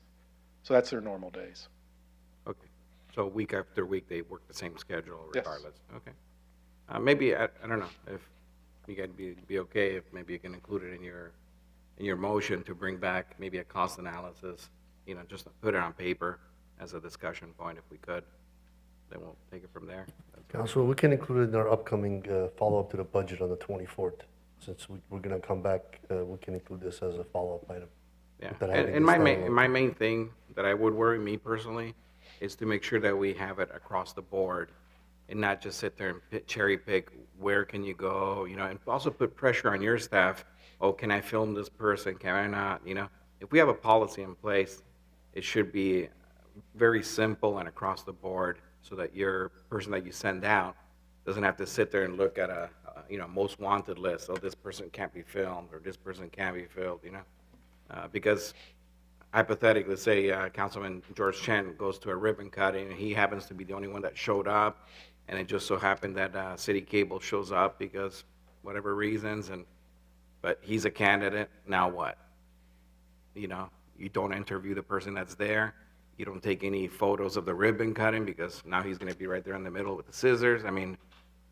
Those situations, we don't want to put the pressure on staff for that, but also at the same time, keep a policy that's across the board for every aspect of being able to do this. So to make it simple for us, either we continue with the way we've been acting, or you can simply just tell us to ignore or abandon that previous practice, and we will continue to conduct business as normal. We will record every event as we normally do, and then we will publish any inclusion of any elected officials as they occur during the normal course of their business. Yeah, And it sounds to comply me that with we're the gonna come FPPC back. requirements, obviously. What was Mailings. that? Sorry? We'll comply with the FPPC requirements of Yeah, sending any minor materials. detail, right? Minor detail. Yeah, no, but obviously it sounds to me that we have to Minor. come back with an item. I think it's really important that we get a blessing from a go-ahead from the Fair Political Practices. And just so it's clear, we always take pictures and video of everyone at every event. We don't eliminate those. We keep those for future uses. So for example, if you recall during the Mayor's State of the City, there was a montage of probably 20, 30 different ribbon cuttings. That video was recorded, edited, produced, and published prior to the 60 days. So all of that participation was included. So we always record and document for historical purposes. Councilmember Ashcraft. Thank you. I think that this is detailed enough that as much as I'd like to vote on it and have it done tonight, that it should be brought back so that we can we might even want to tweak that somewhat, but then it makes it clear and we don't have to be deciding, I'm not going to be here forever. And, the next council, it would be more clear as to what's going on. So that would be my wish. And I think it's imperative that open mic continue, as well as the filming of forums, because there are a lot of our residents that don't get the opportunity to go. And I know a lot that are very grateful it's filmed so that they can see, because they can't get there. So I'm for that. Thank you. Councilmember Griffith? Yeah, thank you. I didn't get a chance to speak on that earlier, and that's the open mic and the forum recordings. I strongly support continuation of those. I think that as long as they're done in a fair manner, and they seem to be, I see no reason to stop that, and that's a tremendous benefit to the public so that they can learn more about the candidates that they're voting for, and as long as it's done fairly, I can't see any reason why we wouldn't want to continue that for the benefit of the voting public. And just to clarify, Councilman Walzer mentioned as long as the forums are open to the public and all candidates, that's one of the criterias that we've always used. We would not participate, even if that group came first in line and they weren't inviting all candidates to participate, we would not record them. So that's why traditionally we've always recorded the chamber or the League of Women Voters. Thank you. Councilmember Walsh? Thank you. I promise not to belabor this any longer than we have. Really? Really? To me, it's a simple issue, and as long as the person is performing their duties, even an interview at a ribbon cutting, I don't have a problem with. You have the right of editing it anyway. If the interview says, and don't forget to vote for me, you cut that out. That's just, you have the right of I don't want to use the term censorship, but things that are inappropriate. Editorial control. Yeah. So my feeling is, keep it simple. I just want to refer to them conducting their normal business. Primarily would be like in ribbon cuttings, things of that sort. I don't think they should be excluded, because that's even a reverse discrimination. And they should be recognized for what they do as part of their job. The other items, I feel open mic is fine, interviews, real forums are fine, and that could be subject to guidance maybe in the future. My interest now to expedite this is to cover what they can or cannot do in what I call a public use of their position. Which basically says, let's come up with a policy and make sure it passes the smell test from the Fair Political Practices Commission. Anybody on the call center? Katie? Yes, Mayor, we have 2 callers in queue. We'll transfer the calls now. Pork Chop, you are now unmuted. Your 1 minute starts now. Well, as all you know, I attended the League of Women Voters Forum, and I was surprised in America, the League of Women Voters hijacked the event. Nobody was allowed to photograph or video, and they called the cops on me because I was exercising my First Amendment right. How is it a private event when the city clerk lets this League of Women Voters use the public facility for free? For free! And the public is invited, but people cannot photograph or document the event. Where is the unedited version from the city cable? Where is the unedited version? Huh? Where is it? Call Andy Porchap to photograph and practice the First Amendment. Mayor, that caller was disconnected because their time was up. Moving on to the next caller for item 9E. Torrance Patriot, you are now unmuted. Your 1 minute starts now. Thank you. I actually thought this was going to be about something else, but I agree with what you guys came up with, and as long as it's fair and y'all keep it, equal, and if I got something right, or if I heard something right about not having enough people to do open mic or whatever and the other events, you can always see if there's volunteers out there that have audio video capability, because I know there's a lot of people that would come and help do it for free, so it wouldn't cost the city any money. But just wanted to say that, and never mind pork chop. He's a weenie. Okay, thank you. Bye-bye. Thank you. Any other callers? No more callers in queue, Mayor. Thank you.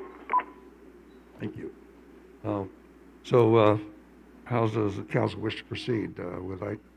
With recommendation number 2 to return with a formal policy and with input from the Fair Political Practices Commission?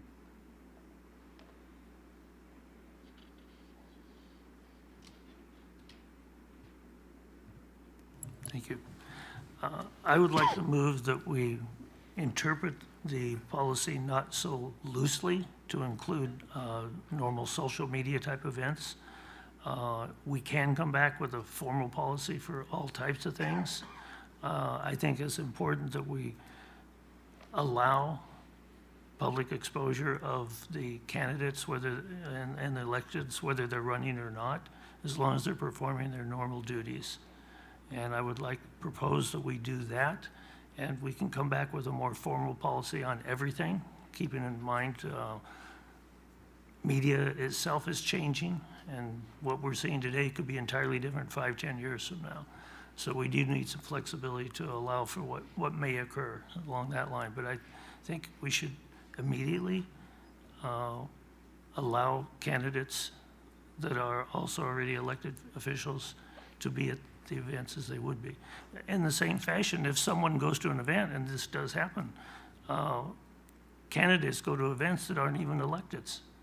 And it wouldn't seem right that we would exclude them from being at a public event as well. So my motion would be to relax the interpretation at this time, and we can come back with a more formal interpretation. But I see no reason why we can't decide tonight that public events where they perform their duties should be allowed. I'll second that. I have a quick question. We need that motion straightened out. I have a quick question. Councilmember Ashcraft. To simplify, could it just be that candidates be allowed to be included in pictures, photographs, if they are doing the job as they are described as doing their job, and then coming back with a formal policy to address everything else? If I may suggest, it seems like you're leaning towards bullet point number 1 on page 2 at the bottom.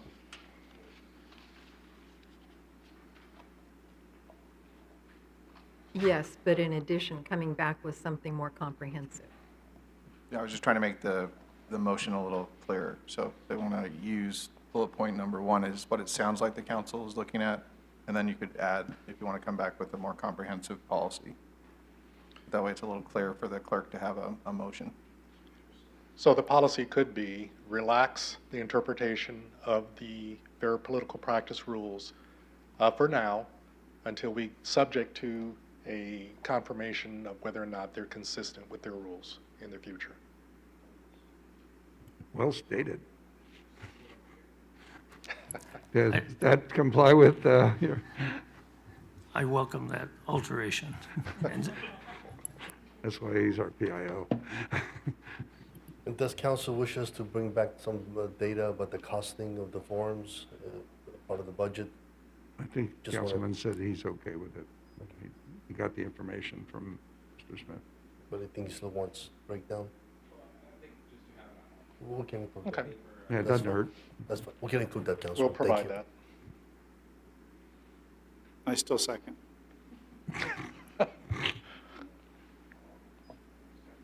Start voting, please. Your Honor, that motion carried unanimously. Thank you all for the guidance. Thank you very much, Mr. Smith. Next item on the agenda is item 9F as in Frank, from the City Manager's Office to adopt an ordinance allowing leases of city property of up to 99 years. I'm hoping I'm around for the end of some of these leases. Mr. Santana. Good evening, Honorable Mayor, members of the City Council, Danny Santana, City Manager's Office. The Government Code and the Civil Code currently establish the maximum number of years for public land leases at 55 years. The Government Code and California Civil Code, however, also allow exceptions for charter cities. Given that Torrance is a charter city, your honorable body has the opportunity to either direct staff to advance a charter amendment or, by an ordinance adoption, allow for leases exceeding 55 years to be under your consideration under normal public hearing items.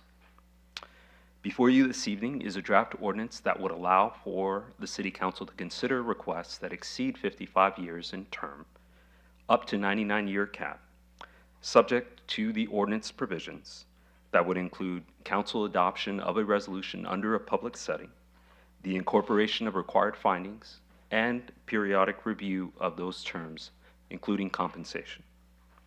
The recommendation of the city manager to your honorable body is to approve the draft ordinance, allowing the flexibility for the council and future councils to consider leases for city property for up to 99 years, determine that this action does not constitute a project within the meaning of CEQA and does not require further environmental review pursuant to Public Resources Code Section 21065 and CEQA Guidelines Section 15378, and approve an ordinance summary for publication.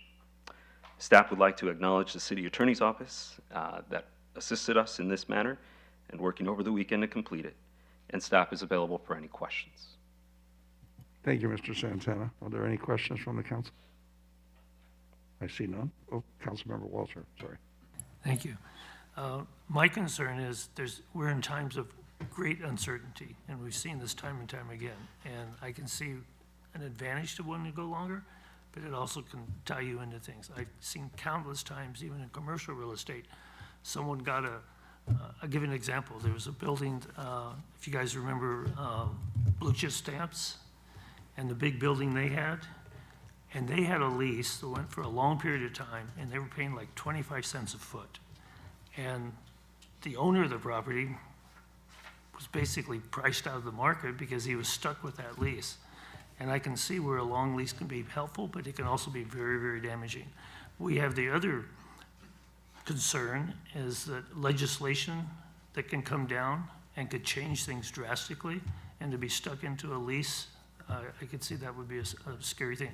I yield to my real estate experts on this, but it just seems to me there's so many uncertainties to have a longer lease under current times could be detrimental to us.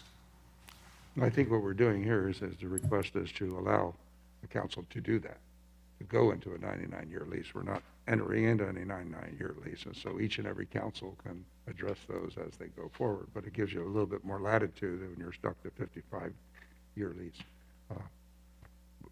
Any other questions from the council? Councilmember Matucci. Thank you.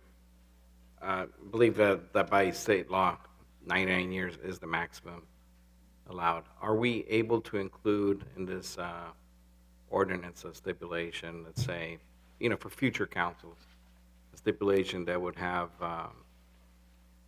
on any lease the ability, or I guess the requirement, I should say, that if it goes above the 55 years, that it would have adjustments due to inflation? Is that something that can be included? Yes, Councilman, it can. It is identified in Section B4 of the draft ordinance under the terminology used of periodic review.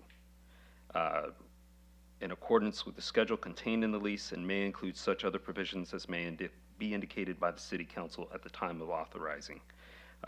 It goes on to further read automatic adjustments, such as a typical CPI adjustment, which is what I believe the councilman was referring to. It could also include reappraisals, fair market condition appraisals or assessments, and or valuations.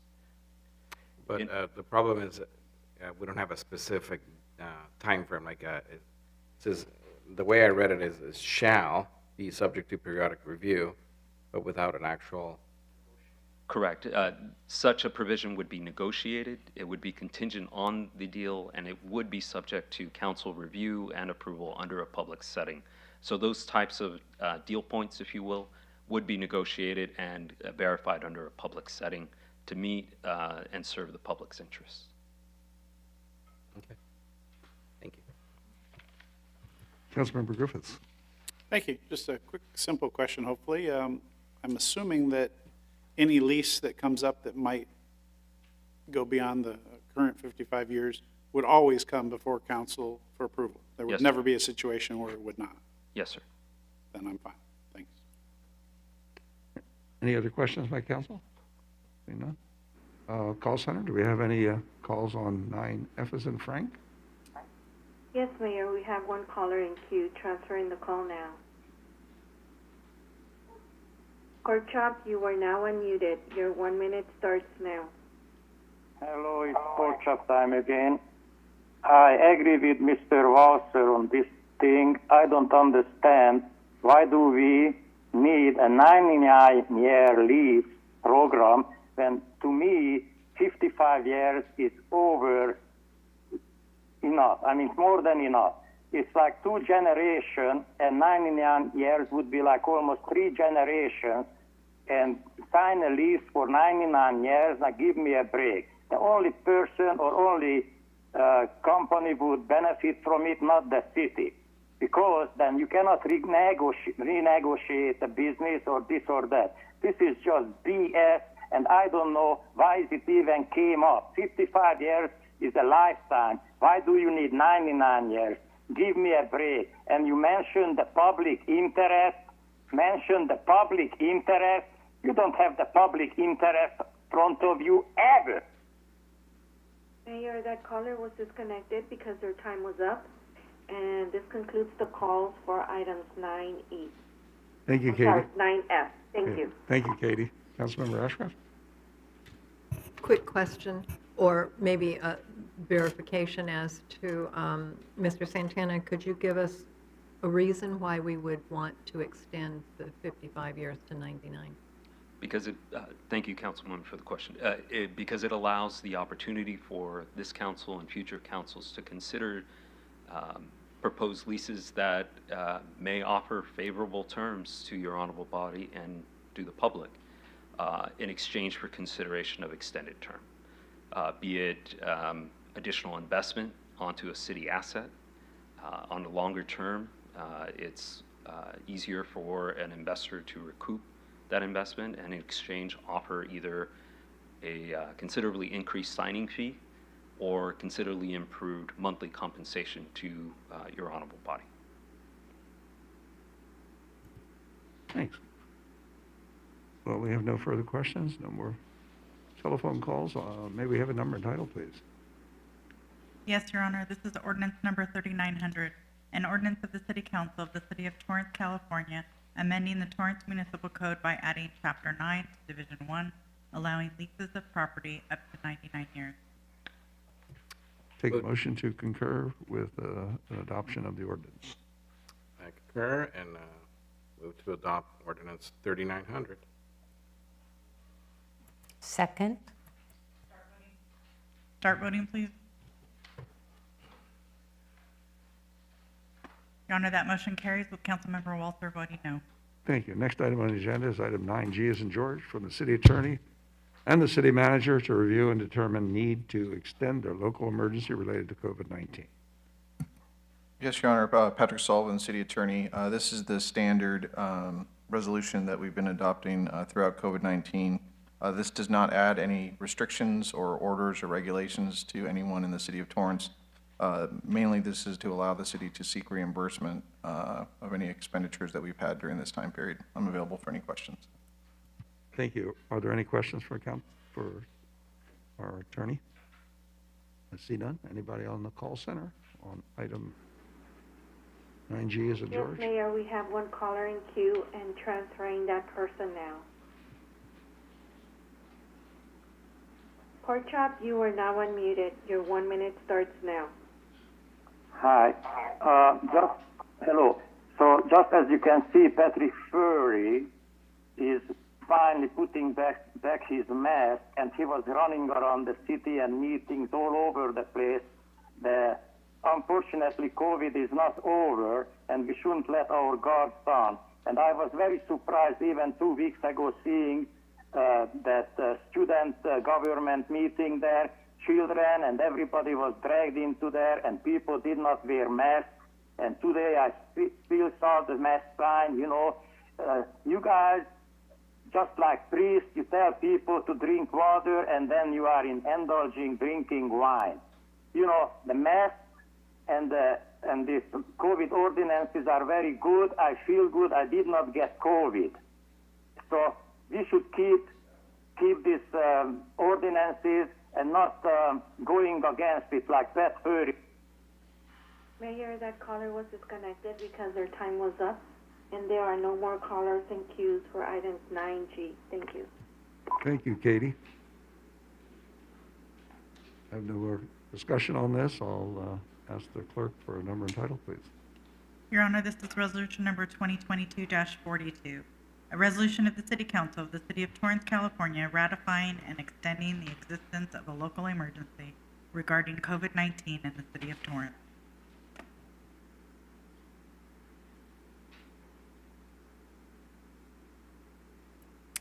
Motion to concur with the recommendation of City Attorney and City Manager and adopt Resolution 2022-42. I second that motion. Start voting, please. Your Honor, that motion carried unanimously. Thank you. Next item on the agenda is item 9H from Transit, to adopt an ordinance related to parking vehicles and other matters at Mary K. Giordano Regional Transit Center. From staff.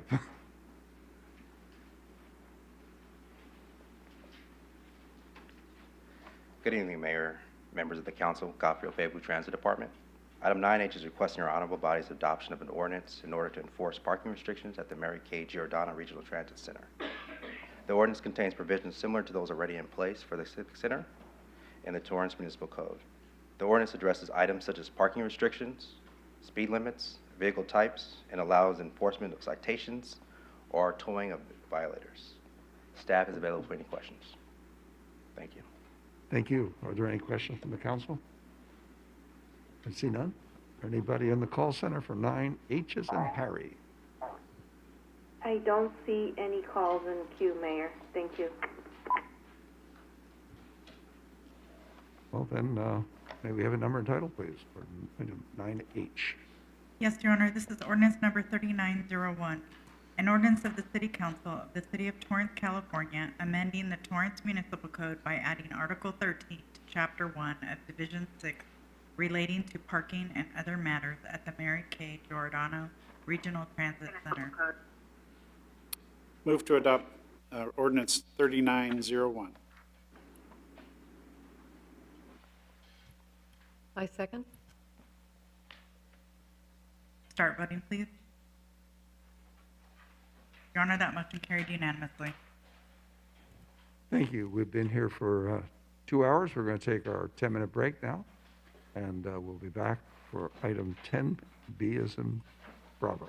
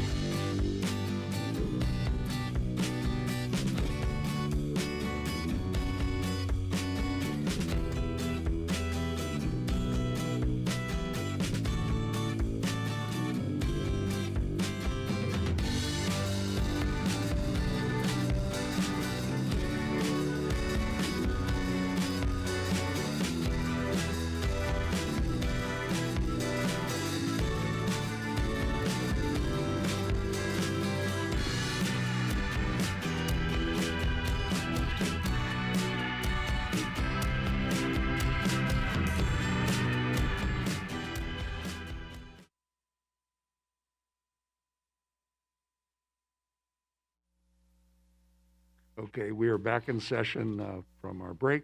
Call the meeting back to order, and we're moving on with the agenda. Next item on the agenda is item 10B.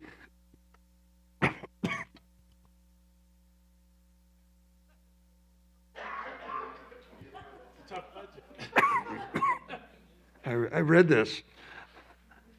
Item 10B from the city manager and finance to conduct our first public hearing on proposed fiscal year 2022-23 operating budget and capital improvement plan.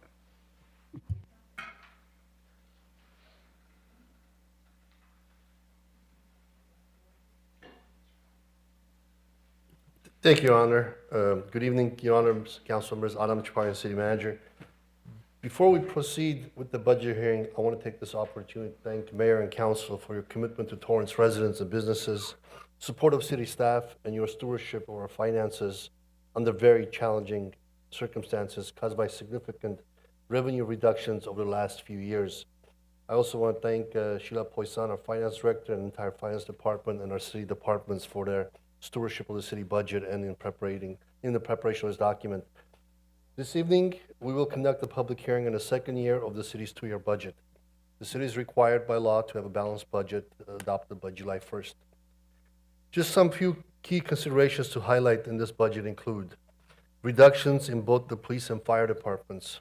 I recommend adoption of reductions as proposed, pending the outcome of the June 7th election and the sales tax ballot measure, projected to generate $18 million new revenue. Should the new revenue be available, I would recommend the City Council reinstate the reductions, which are over $10 million per year. Dedicate $5 million to rebuild the city's reserves, also known as rainy day funds, and dedicate the balance to rebuild to a homeless response, cybersecurity, and community programs and services. Lastly, if future projected revenue is not available, City Council may direct staff to retain the cuts as adopted or seek alternative reductions to services and programs. In either case, staffing impacts may be unavoidable. To reduce the adverse impacts of staffing reductions, staff will request departmental reductions, staff reassignments, holding vacancies to allow for staff attrition as a result of resignations, retirements, or promotions within the agency. Even with the recent positive developments with an increase in sales tax revenue as a result of pent-up demand after COVID shutdowns, we are projecting budget demands in future years related to self-insurance, multi-year labor agreements, need for equipment replacement, and facility upkeep and maintenance. As a reminder, during the last 2 years, the city has already made budget cuts in the amount of $20 million. We have balanced our budget through a combination of holding approximately 200 plus staff vacancies and use of American Rescue Plan, also known as ARPA funding of $24 million over 2 years. Furthermore, the city faces uncertainty related to future litigation exposure, fluctuating revenue projections, and a constant increase in the cost of doing business. Other unknowns include stock market fluctuation, housing price adjustments, inflation, high fuel prices, and future potential COVID variants. As shared in the past, the major takeaway we have learned during the COVID-19 response is that uncertainty is a new certainty. We must build resilience through fiscal self-reliance in order to maintain local control and not allow adversity to deteriorate the fabric of our community.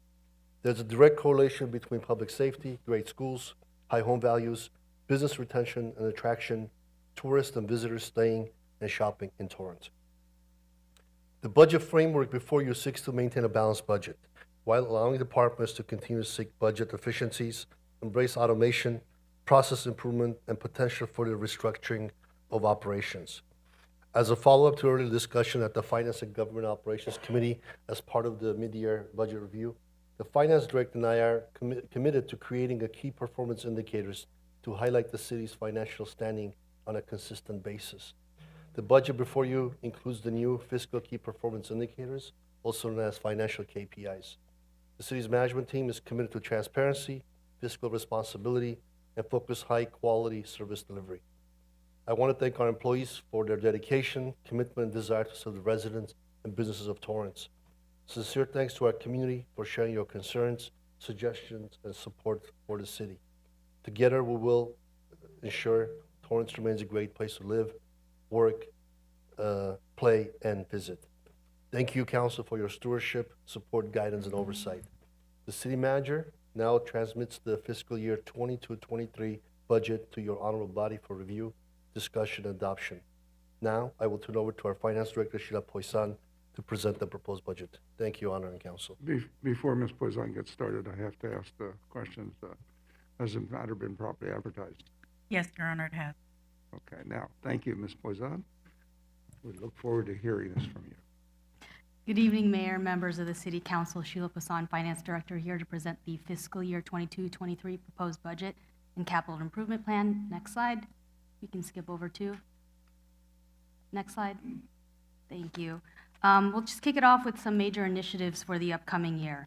In the City Manager's Office, we had created the Homeless Response Team to strategize solutions for a coordinated approach to homelessness. In addition to the outreach worker brought on board in 2021, the City Council approved the Torrance Civic Grounds to be a site for an interim housing program for a pilot period of 12 months.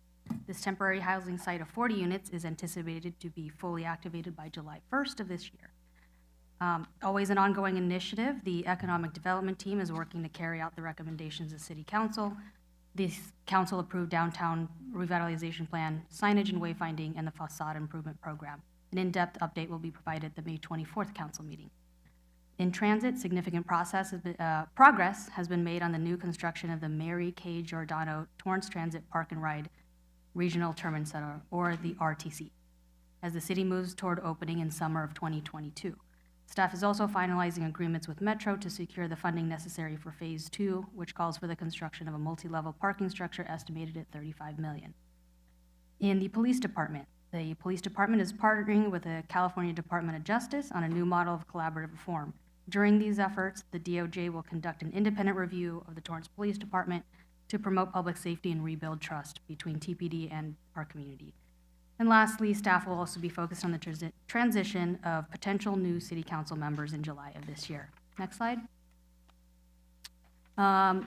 So in terms of how the budget is developed and the timeline, in January is really when this process is initiated and the timeline is developed, and meetings are held with all the departments.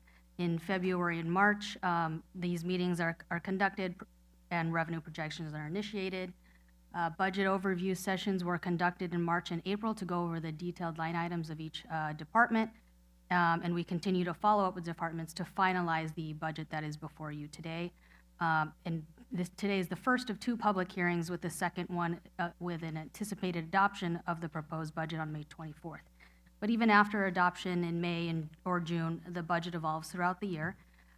We typically come back in November for first quarter and in March for mid-year, updating forecast expectations and bringing forward program modifications, if any. Next slide. Next slide, please. Staff considers several economic indicators, including gross domestic product, unemployment rates, and consumer confidence in the development of the budget. We've seen these indicators trending in a positive direction since 2020, signaling signs of steady recovery, though some are still under pre-pandemic levels. Next slide. Based on the March 22 GDP forecast from UCLA, 2022 is projecting a slowdown in growth compared to 2021, which experienced some of the fastest growth and rebound since the 1980s. The UCLA Anderson forecast projects a 4.3% increase in real GDP for 2022, followed by 2.8% in 2023 and 2.3% in 24, closer to growth levels experienced in the years before the pandemic. Next slide. On consumer confidence, you can see on this slide that it does tend to fluctuate month over month and has been pretty volatile since 2020.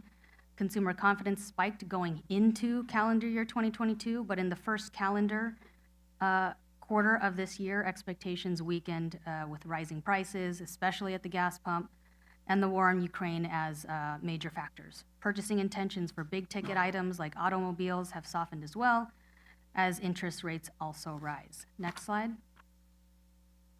What's kept confidence from plunging is a strong labor market. In the labor market, as of March 2022, the U.S. unemployment rate was 3.6, California at 4.9, and Los Angeles County also at 4.9. The 2021 calendar year ended with unemployment figures that were a significant improvement from the prior year, where LA reported unemployment of over 10%. Though the labor market's showing signs of recovery, unemployment rates are not quite meeting pre-pandemic levels, but we are heading in that direction. Next slide. Going into the development of the fiscal year 2023 budget, several areas of focus were identified and communicated during the mid-year budget review in March. Next slide. These areas are listed here, and we'll go into them in depth. Next slide. And the self-insurance fund has historically been inadequately funded to cover our open liabilities. As of June 30, 2021, about 18.6% of the liabilities were covered, leaving a $55.8 million negative net position. The upcoming fiscal 22-23 budget proposes an increase to the citywide contribution of $7.3 million to mitigate further losses. Although we have built in this increased contribution, we are still budgeted at a deficit of $5.3 million. However, that $5.3 million deficit is related to a non-cash entry. That relates to an actuarial report that's completed every year that values the open workers' comp liability and liability claims. Every year, we true up our liability based on that value. Next slide. The Fleet Services Operations Fund has also historically operated a structural deficit of between $1 to $2 million annually. As such, staff had reviewed these internal service labor rates that are charged to the departments with the General Services Department and have reset these rates to address this deficit in the upcoming budget. Also, like to note that these rates will be evaluated now on an annual basis and adjusted to keep pace with the cost of providing this service. On the Vehicle Replacement Fund in Fleet, that has also been underfunded historically, but we have addressed that in this fiscal 23 budget as well with an additional $1.4 million in annual contributions to maintain sufficient funding for future replacements. Next slide.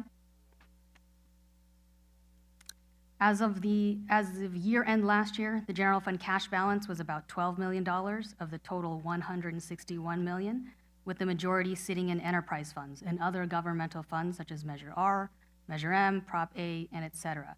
This cash balance represents only about 7.2% of all cash on hand, while the general fund represents over 60% of the total budget.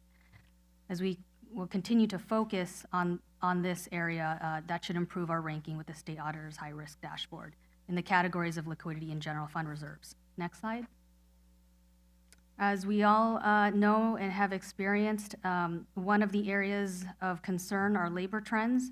As you can see here, in the 9 months alone of this fiscal year, we're seeing double the amount of voluntary resignations, so people voluntarily leaving the city.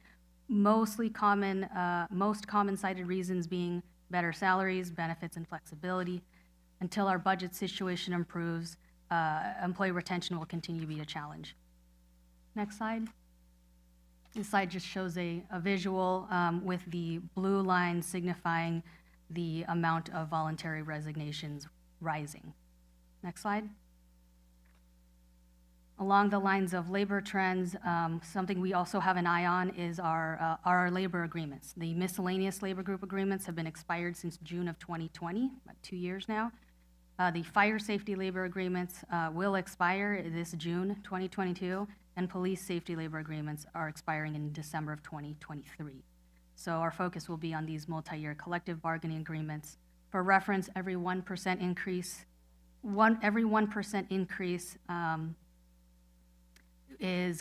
would cost the city about $1.7 million. That's across all funds. Next slide. In addition to the needs in the vehicle replacement funds, staff had reviewed future needs in the existing other replacement funds listed here: fire apparatus, telephone, data communications, radio communications, and defibrillators, and also increased contributions to address these needs. Other funds were also created for what we're calling interval funds.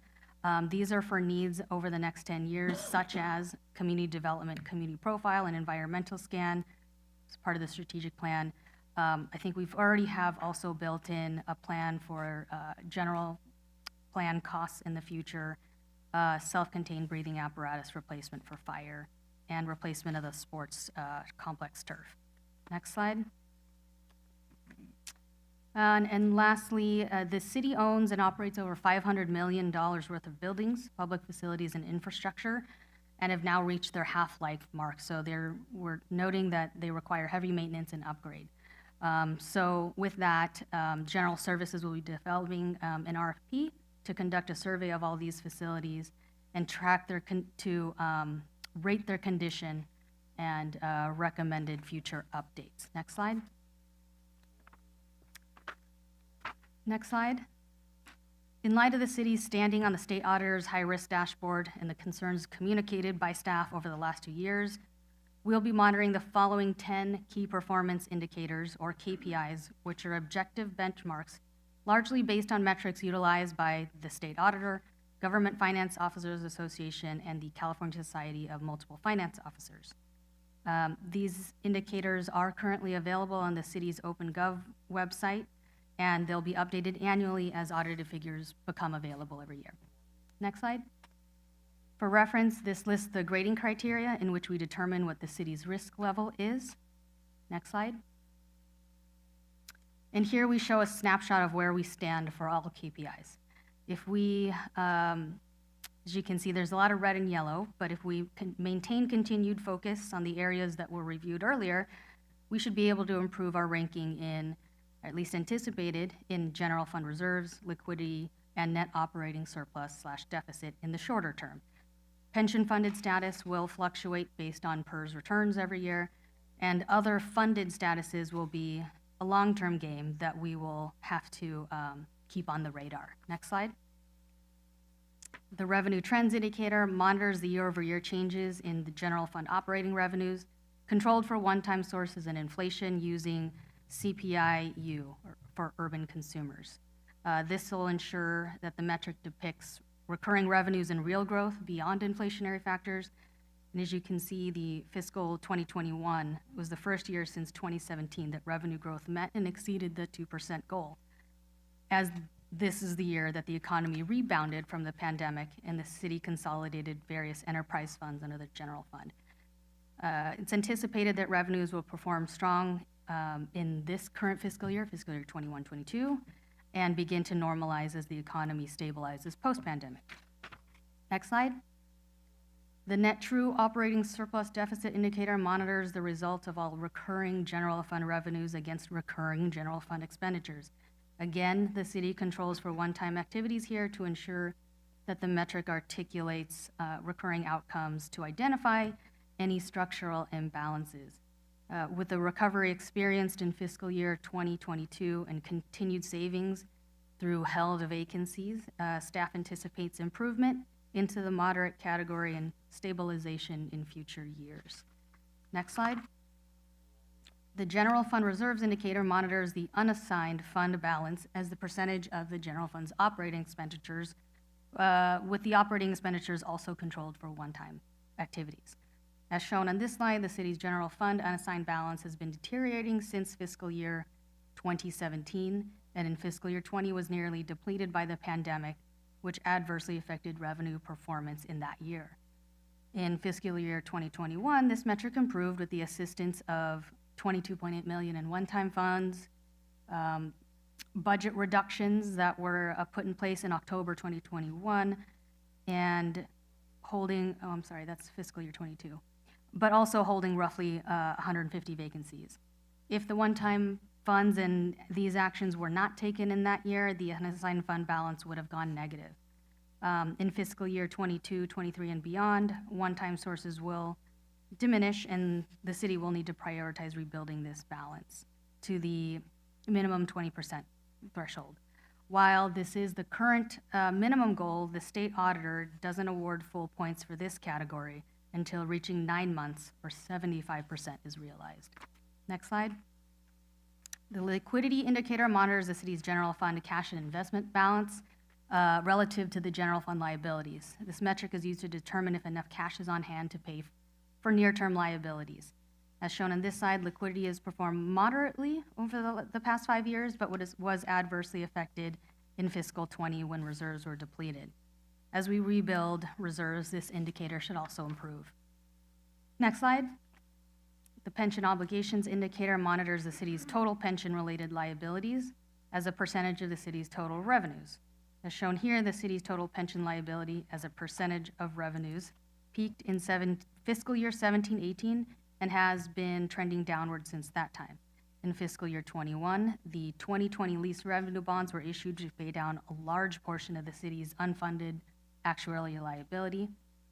However, the effect of this action won't be reflected in the financials until the fiscal year 2022 report because the CalPERS actuarial reports lag a year.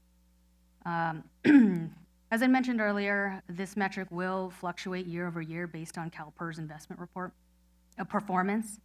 As an example, the fiscal year 2021 CalPERS performance beat the discount rate assumption with a return of 21.3%. This performance, despite a discount rate reduction, which typically increases our liability in the given year, will improve the city's funded status in fiscal year 24. However, if investment performance falls below the 6.8% discount rate in fiscal 22, which is anticipated, this would therefore increase the city's net pension liability again. To mitigate these negative impacts, the city had established a pension pre-funding trust, or the SEPT, account in 2021. Annual contributions based on the lease revenue bond savings are being made to the account to smooth these future rate increases. The city contributed $1.8 million in fiscal year 22 and is budgeted to contribute another $1.9 million in fiscal 23. Next slide. The debt burden indicator monitors the city's long-term obligations as a percentage of total revenues. Like the pension obligation indicator, it's used to monitor how much of the revenue stream is burdened by outstanding liabilities. In this indicator, we're at moderate risk. Next slide. The following three indicators monitor the health of certain funds to be able to fund future obligations. While the ultimate goal is, of course, to be 100% funded, the state auditor provides full points for an 80% funded status, which is reasonable given the long-term nature of these obligations. As shown here, the city's pension plans are at about 70% funded. Next slide. Other post-employment benefits is funded at 38.4%, continues to rise, which is going in the right direction. Next slide. And self-insurance, as we know is a concern, is only 18.6% funded, and continued focus will be placed on this fund to mitigate future losses that degrade the funded status. Next slide. And the last KPI is capital asset condition. This indicator monitors the city's investment in capital assets over time. The city uses this metric to monitor the health of our assets to ensure proper investments are being made to maintain them at an appropriate level. It's important to monitor this over time to ensure the city doesn't have a declining asset balance, which would indicate the assets are deteriorating and depreciating without investments being made to maintain them. As mentioned earlier, a survey of facilities will be conducted over the next fiscal year. Next slide. All right, finally moving on to the actual budget. Next slide. As you can see here, the majority of the citywide budget consists of the general fund followed by enterprise funds. Next slide. On the staffing side, the fiscal year 22-23 budget includes a reduction total of about 58 full-time equivalent positions for fiscal 2023. However, a majority of these changes have already been approved by City Council in prior action or a program modification during first quarter and mid-year reviews. Those not yet approved and are recommended for adoption are as follows. 1 additional FTE in community development as a proposed reorganization, a reduction of 8 FTE in fire, a reduction of 44 FTE in police, both related to budget reductions that were delayed from October 21 action, and an addition of 2 FTE in public works to support expanded services. Next slide. In community development and response to greater needs for code enforcement efforts and turnover in the Section 8 housing unit, a reorganization is being proposed by the community development director. There's currently 2 planning managers that oversee code enforcement and housing, which are 2 highly specialized industries that require additional oversight. Therefore, it's proposed that a neighborhood services division be created to oversee these areas in addition to special programs and homelessness. Next slide. To achieve this, several positions are being converted or downgraded, and a housing specialist is being added, as shown on this slide. The cost of these changes are indirectly offset by HUD's Home Investment Partnerships grant funding opportunity of about $280,000. Next slide. In fire, the reductions are solely related to reductions that were proposed in October 21, in which City Council delayed to July 1, 2022, pending the outcome of a sales tax ballot measure. If approved by voters, these positions, which are in the next slide, will be restored. Next slide. Next slide. In police, the reductions are also related to the October 2021 action, in which these reductions were delayed until July 1st, 2022. Again, if the sales tax measure is approved by voters, the positions in the following slide proposed to be reduced will also be restored. Next slide. These, so that would be these positions on the bottom section will be restored. Next slide. In addition to the reductions, the Chief of Police is recommending that the department transition from the current flex schedule to a team policing schedule. The current flex 410 schedule lacks consistency in supervision and accountability, as the focus is mainly on scheduling alone. Next slide. The recommended team policing hybrid model takes a 410 schedule and a 312 schedule and distributes the workdays perfectly over a 7-day work week by use of consistent teams. This will provide consistency in supervision and oversight, improved information sharing, enhanced training and employee development, along with increased accountability at the ranks with that consistent supervisor or manager. The impact of about $600K in overtime is included in the proposed budget to cover this proposed change. Additionally, this does assist also in the collaborative reform efforts with the Department of Justice. Next slide. Also included in the recommendation from the Chief of Police is to restructure the Deputy Chief position to an Assistant Police Chief. Currently, the Deputy Chief is a police captain that's set at a salary of step 3 or step 4. If approved by council, the chief will work with human resources on the specs and conduct an open recruitment, and it's being proposed that this is an at-will position. In terms of crossing guards, a crossing guard post survey was completed during the fiscal 2021 to 22 school year. And based on the survey, staff are recommending the elimination of 20 crossing guard locations and maintaining 12 of them for the most critical intersections. The next slide, for reference, lists the locations that are being proposed for elimination. Next slide. In Public Works, the recommendation of the Public Works Director is a net addition of 2 FTE funded by sources shown on this slide.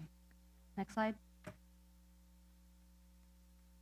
The addition of the Water System Operator 3 is being proposed to help support the Goldsworthy Desalter Facility, and a new operating agreement with the Water Replenishment District will fund this new position.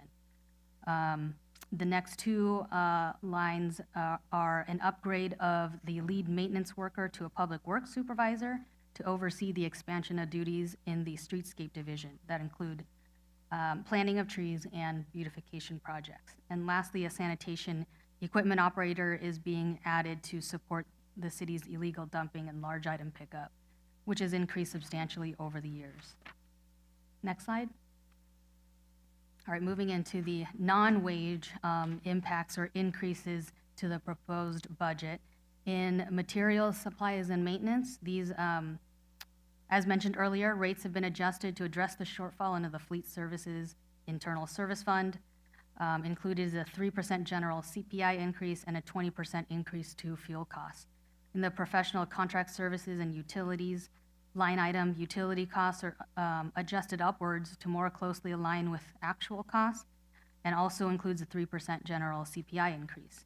The interdepartmental charge line item includes the increased contributions to the self-insurance fund to minimize operating losses mentioned earlier. Next slide. On the revenue side, the citywide revenue budget change, so this includes enterprise and internal service and general fund, is $42.2 million.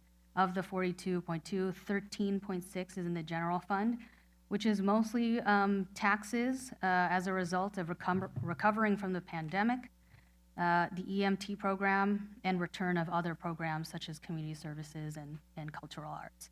In the transit fund, there's an 8.7 million increase, mainly due to one-time COVID-19 grant funding.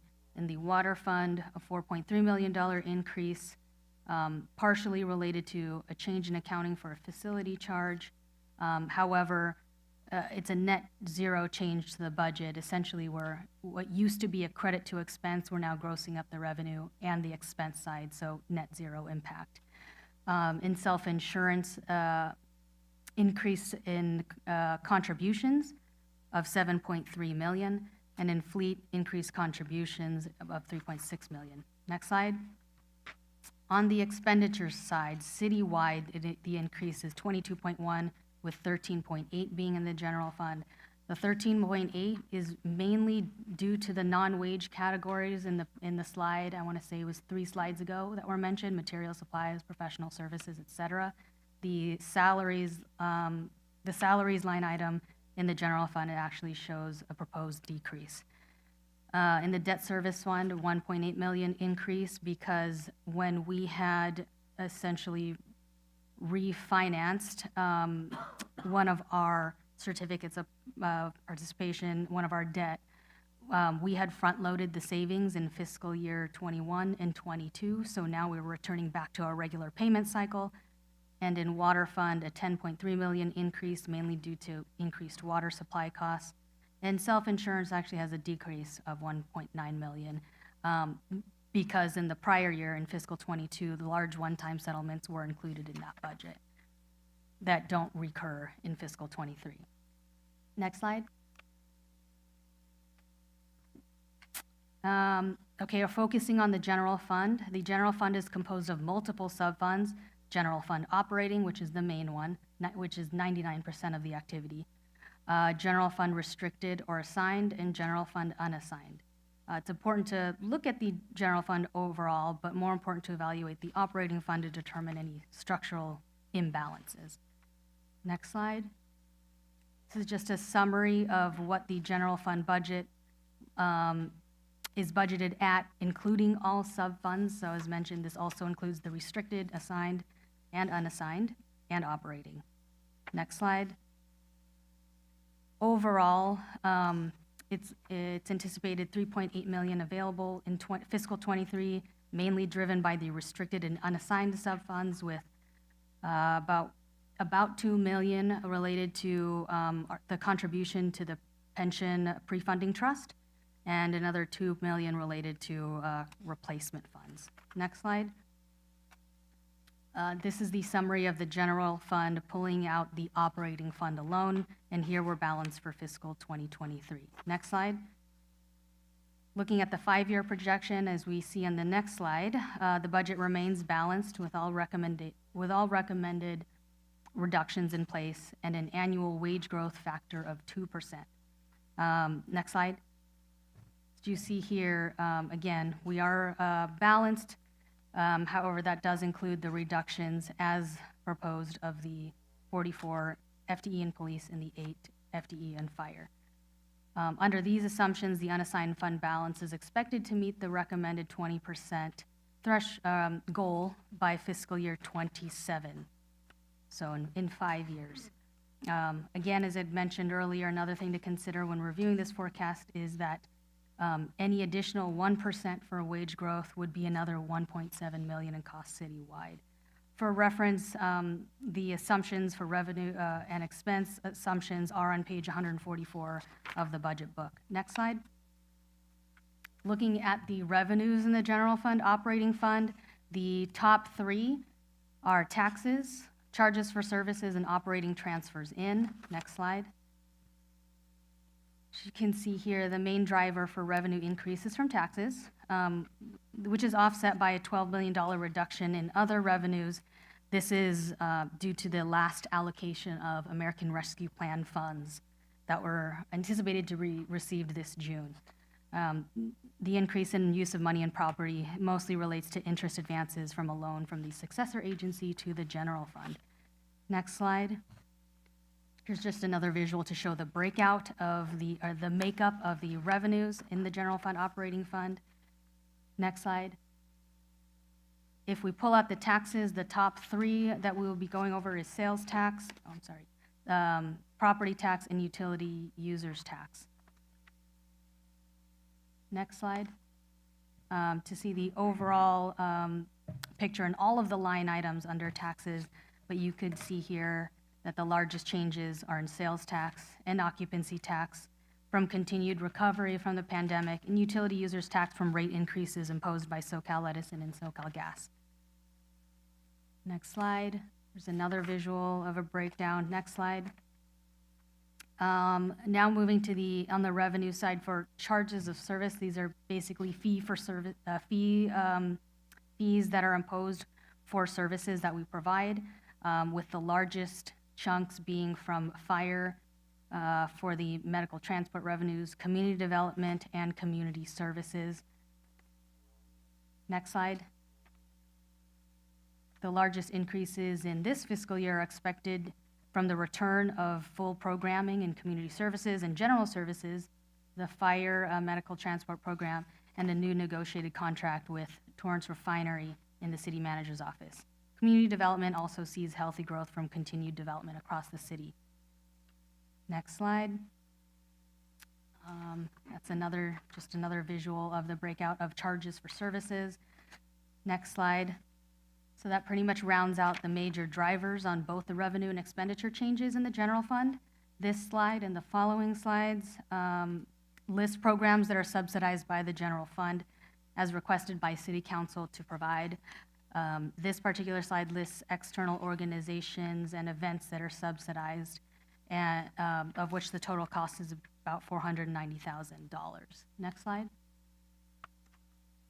In this slide, we list programs that are offered, run, and managed by the city out of the Community Services Department, which historically have been highly subsidized. Next slide. And lastly, these programs and offerings are those offered by the General Services Department. Now, one thing I'd like to note about the figures on this slide and the previous slide is that they do differ from the budget book because the proposed fiscal year 2023 budget book reflects revenues set at 85% of full operations for community services and 65% of full operations in general services, as we've experienced a slower return to those programs so far. Next slide.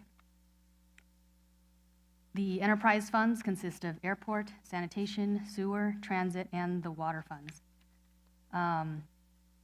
These funds are used to account for fees supported businesses operated by the city, and earnings of these funds provide working capital for maintenance of services and equipment and their fixed assets as well. Next slide. Some of the major changes or initiatives in these enterprise funds, the sanitation and sewer rate increases ended in December 2021, and water is set to expire in December 22.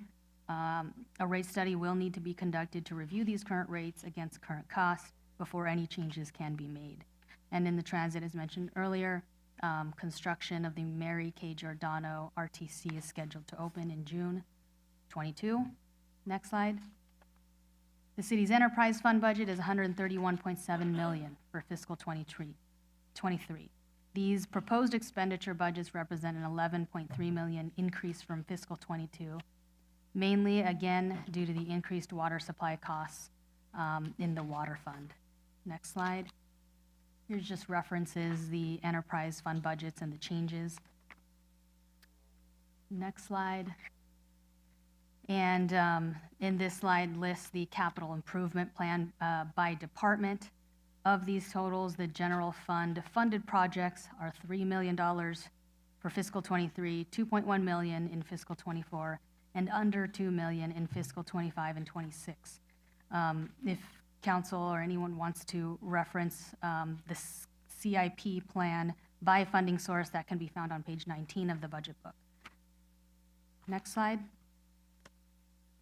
Also included with this item is the investment policy, which needs to be approved by council on an annual basis. Other than a few minor changes, the biggest change to the policy this year is a transfer of custodian to U.S. Bank. This change occurred as a result of Union Bank being acquired by U.S. Bank, who then assumed the existing agreement between Union Bank and the city. With the existing agreement, the same terms and conditions remaining in effect. Our representative and contacts also remain the same. Next slide. Before opening up for questions and discussion, I just wanted to thank Mayor and the City Council for their guidance over the last several years and direction. I know it hasn't been easy, and also for all the departments and their collaboration in developing this upcoming proposed budget. Thank you. Thank you, Ms. Poisson. Very detailed, lots of information, but it's not new information. I think it's just been gathering for the last 6 months, 8 months, 12 months, looking forward to where we're at tonight.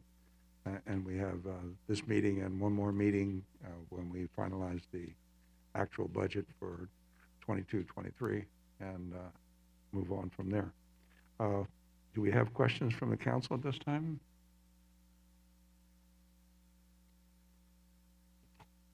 Councilmember Chen. Thank you, Mayor. I think at this point, I'm just going to ask a couple of questions I have. I'm going to wait till the public asks some questions.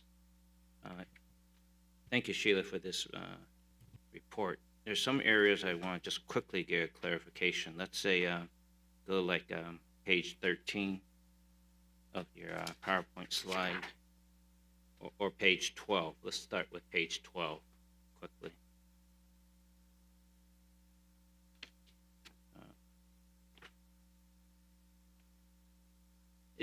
I mean, they both, the first bullet under them say historically inadequately funded to cover open liabilities. And then on page 13, operations fund or fleet service also says has historically operated at structural deficit. I was just wondering if you can clarify or give us a little background when you say historically, like many years, or and why historically it always operated at a structural deficit. Councilman Sheila Poisson, in the self-insurance fund historically has been for several years, and that being because the liability balance is so large that the general fund quite frankly just didn't have the budget to be able to contribute that much, if you can imagine, $55 million. So had been operating really on a pay-as-you-go basis. So part of the operating losses that we have seen are due to this annual actuarial report that's provided.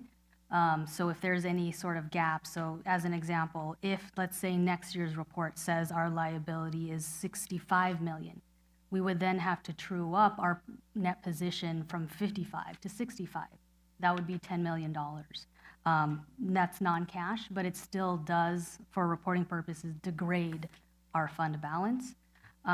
So in terms of the pay-as-you-go is really paying for actual settlements and the actual insurance premiums in which cash needs to go out in that year. So part of the fiscal 23 budget addresses that piece of it, the actual settlements and the actual cash, but also attempts to, but cannot really fully try and rebuild or dig out of this negative position.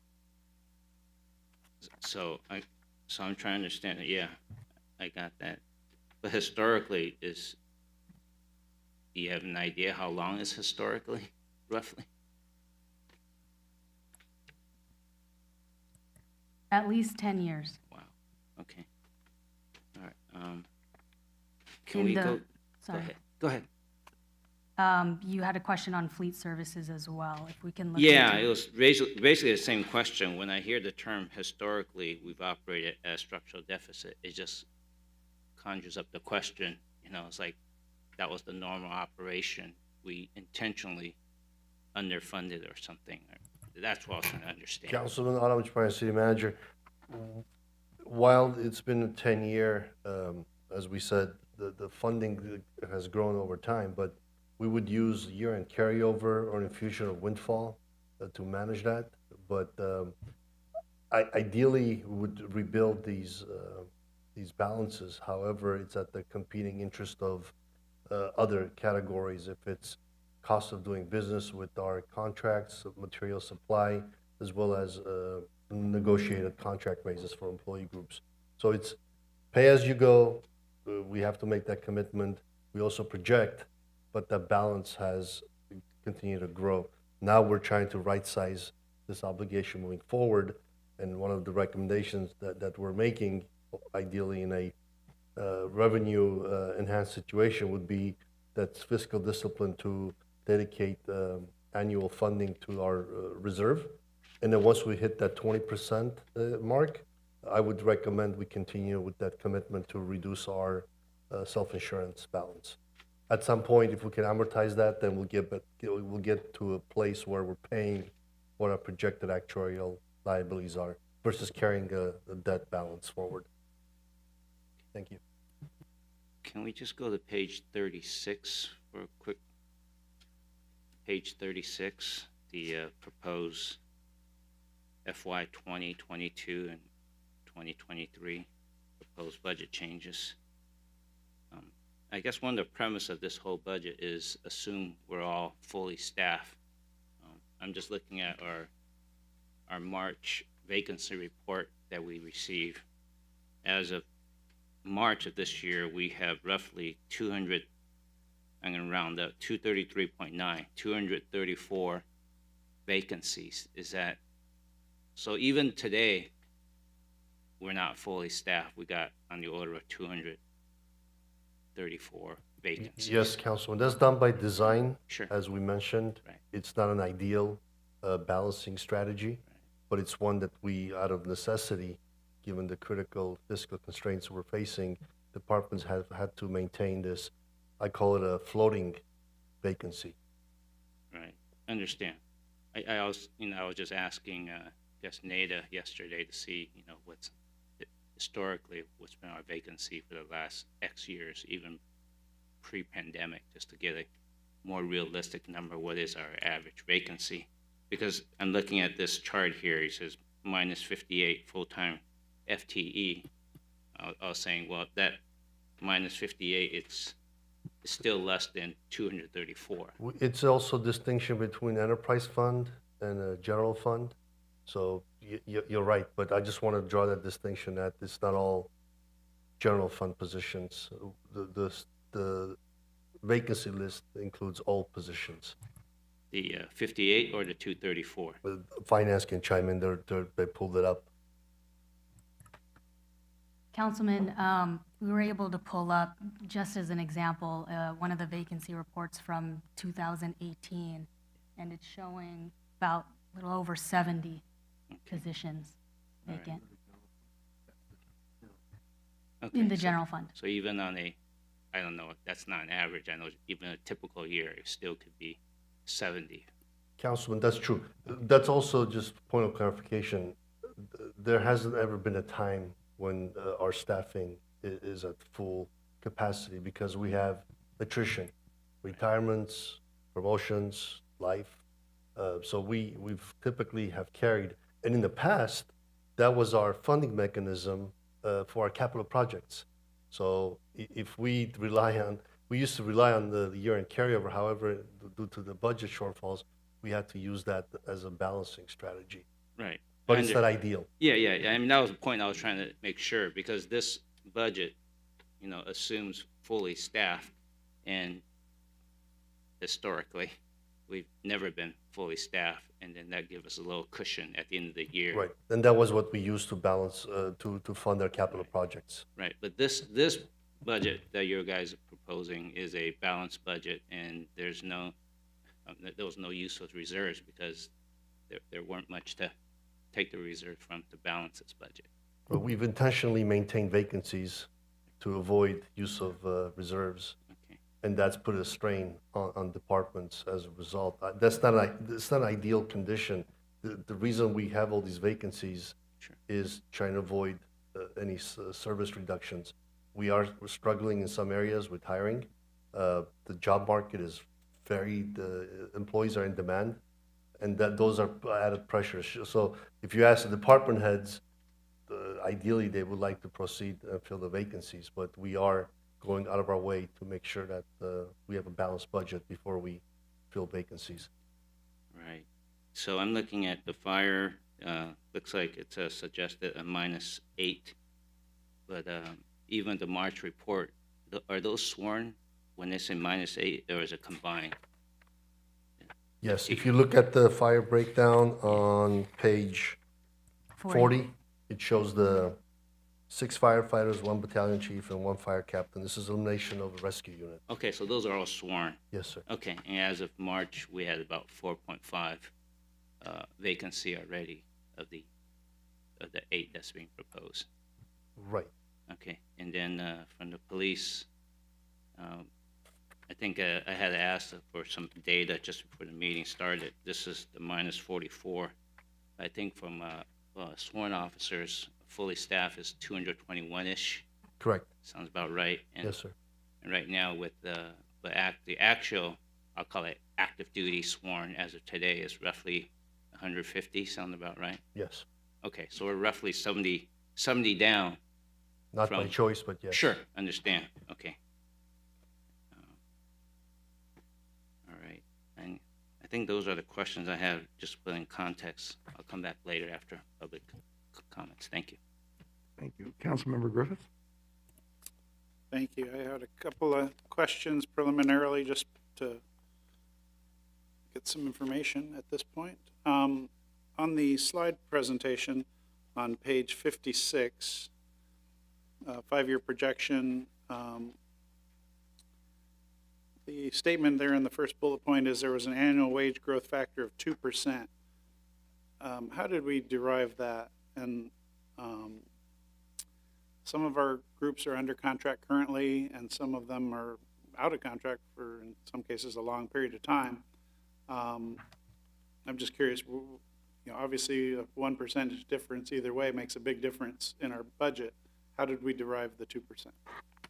The 2% was recommended by city manager, is what can be maintained or what can be provided to maintain the balanced budget. As Ed mentioned, if we do add another 1%, that is another 1.7 million, so we'd have to identify other reductions or other areas that can be reduced to be able to offer an additional 1 or 2%. How that's applied, though, is it's salaries that are the current steps that are already basically programmed by MOU, plus a 2%, plus those that have, and 2% on top of those that have been out of contract as well. So there are miscellaneous employees that have maintained the step. Maybe they're at the top. If they had been at the top for the last 2 years, they haven't received a raise for 2 years. So that 2% would be added to that employee as an example. Councilman, thank you, Sheila. Ms. Boisani, if I may add, you've seen the chart with the departures, nearly 100, doubled in prior years. The number one reason is, pay benefits flexibility. 2% is, from a management perspective, it balances our budget, but compared to other agencies in this very competitive market, it's still shy from what I think our employee groups would consider ideal. Right, and that's why I bring this up. I'm concerned that this number, putting it in our budget now, is going to really constrain our ability to negotiate contracts with the groups that are coming up. Councilman, that's true, but 2% is a very modest balancing desired outcome. Understand. I've asked department heads, being mindful of our current fiscal constraints, to set an expectation that anything above and beyond this number, the 2% assumed, will have to come from efficiencies, restructuring. Do not rely on the general fund, at least for the next foreseeable future. Even, if I may, for clarification, with the pending sales tax projected revenue of, let's say, $18 million, $10 million is already spoken for in this budget for public safety. I've asked council to highly consider a dedication of $5 million to rebuild our reserves to the point of 20%, and past that, dedicate that funding to pay down our unfunded self-insurance. The balance of that $3 million would go for increased costs related to cybersecurity, the insurance premiums we're paying, plus the systems to maintain, homeless response, and the balance for community programs and services. There's no expectation of any of that funding going towards collective bargaining agreements. That 2%, I think, is when you consider cost of living adjustments with CPI, as well as the increase to health insurance premiums, that 2% won't bring our employees any significant take-home impacts. It's a good faith commitment. I hope we can get multi-year agreements with the 2% a year, but that's a stretch even. Yeah, and that's why I brought it up. I just Thank thought you, it was an important piece that we can't just gloss over quickly. No. Because we do have negotiate. If everybody was under contract and happy for a couple of years, I wouldn't be too worried about it. But the fact that we are in a position to have to negotiate with quite a number of folks, that's an important number to point out, that if we need to go beyond that, then we got to do some more cuts someplace. Yes, sir. And that's a concern. And so I'm really important to me. Absolutely. The other issue I wanted to bring up is back in the budget book.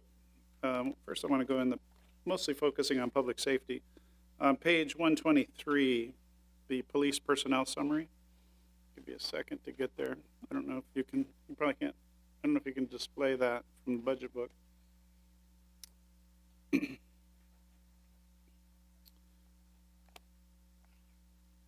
I just wanted to point out something, not so much a question as anything, but in fiscal year 2018-19, police was at 353.8, and in the proposed budget, we're at 303, and that's a 50 full FTE decrease over those years, and that's a huge amount. I mean, percentage-wise, that's a big number of decreases, and from my perspective as a city council member sitting here looking at the emails that we get from citizens, issues related to crime are probably one of the bigger issues that I get concerns about from the citizens, and so to see that kind of a decrease, especially in our police, is very concerning to me. And just on the flip side, on the fire side of public safety, if you look on page 109, the similar fire personnel summary, and this would, looking at the numbers back in the 2018-19, we're at 165.5 FTE, and adjusting for the increase by the ambulance operators, taking the 29 out for the ambulance operators, we are actually increasing number of FTEs in the fire department, and that's not even including the ambulance. So it seems to me that there's a huge disparity on what we're cutting in police and actually over many years increasing in fire. And just throwing that out there for consideration and discussion. It's not a question at this time, but I just wanted to point those issues out, unless I'm reading anything wrong. That's your observation, Councilman. It was all done by council action as we've restructured the department with the creation. Some of these in the fire was due to conversions when we created the hybrid schedule for assistant chiefs, which gave greater depth to the organization. I would make a point that we have come a long ways with the strategic plan, accreditation, maintaining our ISO Class 1 status. So those are all moves in the positive direction. And as far as the ambulance operator, that was a program enhancement in lieu of program cuts. Yeah, and I wasn't including that in the counts, just to try to keep apples to apples as much as I could. So anyway, those are my observations, and we'll look forward to hearing other comments and also from the public. Thank you. Thank you. I just wanted to address some of the staffing changes at the police.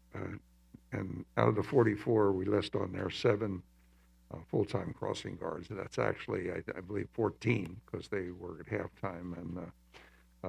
And that's eliminating a number of different crossing guard situations. And my understanding is that we are one of the rare cities that actually provides a crossing guard program for our city. most agencies do it through their school district.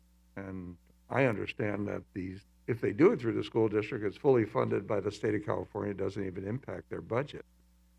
And wondering is there something that we can do to alleviate the entire program, or not to alleviate it, but remove it from the city's ledgers to put it into the school district to get them to get the funding directly from the state as opposed to going from our general fund. Mr. Mayor, Shapiro? Adam Chaparro, City Manager. We have a working relationship with our partners at TUSD. We can engage in conversation and explore what options there are available that may be able to transition this program from the city to the school district, mindful of the calendar year, the school year finishing, but there may be opportunities. And we'll reach out to our comparable agencies where either the district is providing the coverage and how that's done and what funding mechanisms they rely on as far as part of that discussion, if you'd like us to go down that direction. Because it seems to me that the program could actually be even more robust if there is a funding stream that comes directly from the state of California to pay for it. So this may be an issue that not just the school district, but our constituents might be interested in. I hear it all the time as people want more crossing guards as opposed to less crossing guards. We kind of got a giggle last week when one of our detectives, or a couple of our detectives, had to go out and cover crossing guards, school crossings. And, it was a necessary thing for the safety aspect of it, but the community took it on to a lighter side because of the attractiveness of some of our detectives. Apparently, a lot of the, I don't think it was the children, I think it was more of the mothers, said that they were kind of jealous that their crossing guard didn't look like that, and they wanted our detectives. But, it's a program that's really great, and it's really nice that we've been doing this for the school district. We've got a great relationship. We share our boundaries, but sometimes necessity is the mother of invention, and perhaps if we meet with the school district and explain this and show that they can maybe make a better program, perhaps, then maybe they'll see the light. We can follow up on that. Thank you. Thank you. Any other questions from the council? If not, we'll go to the call center, I guess.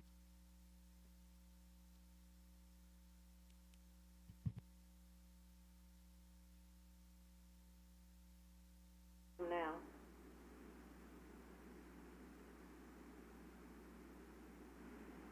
Gorchop, you are now unmuted. Your 1 minute starts now.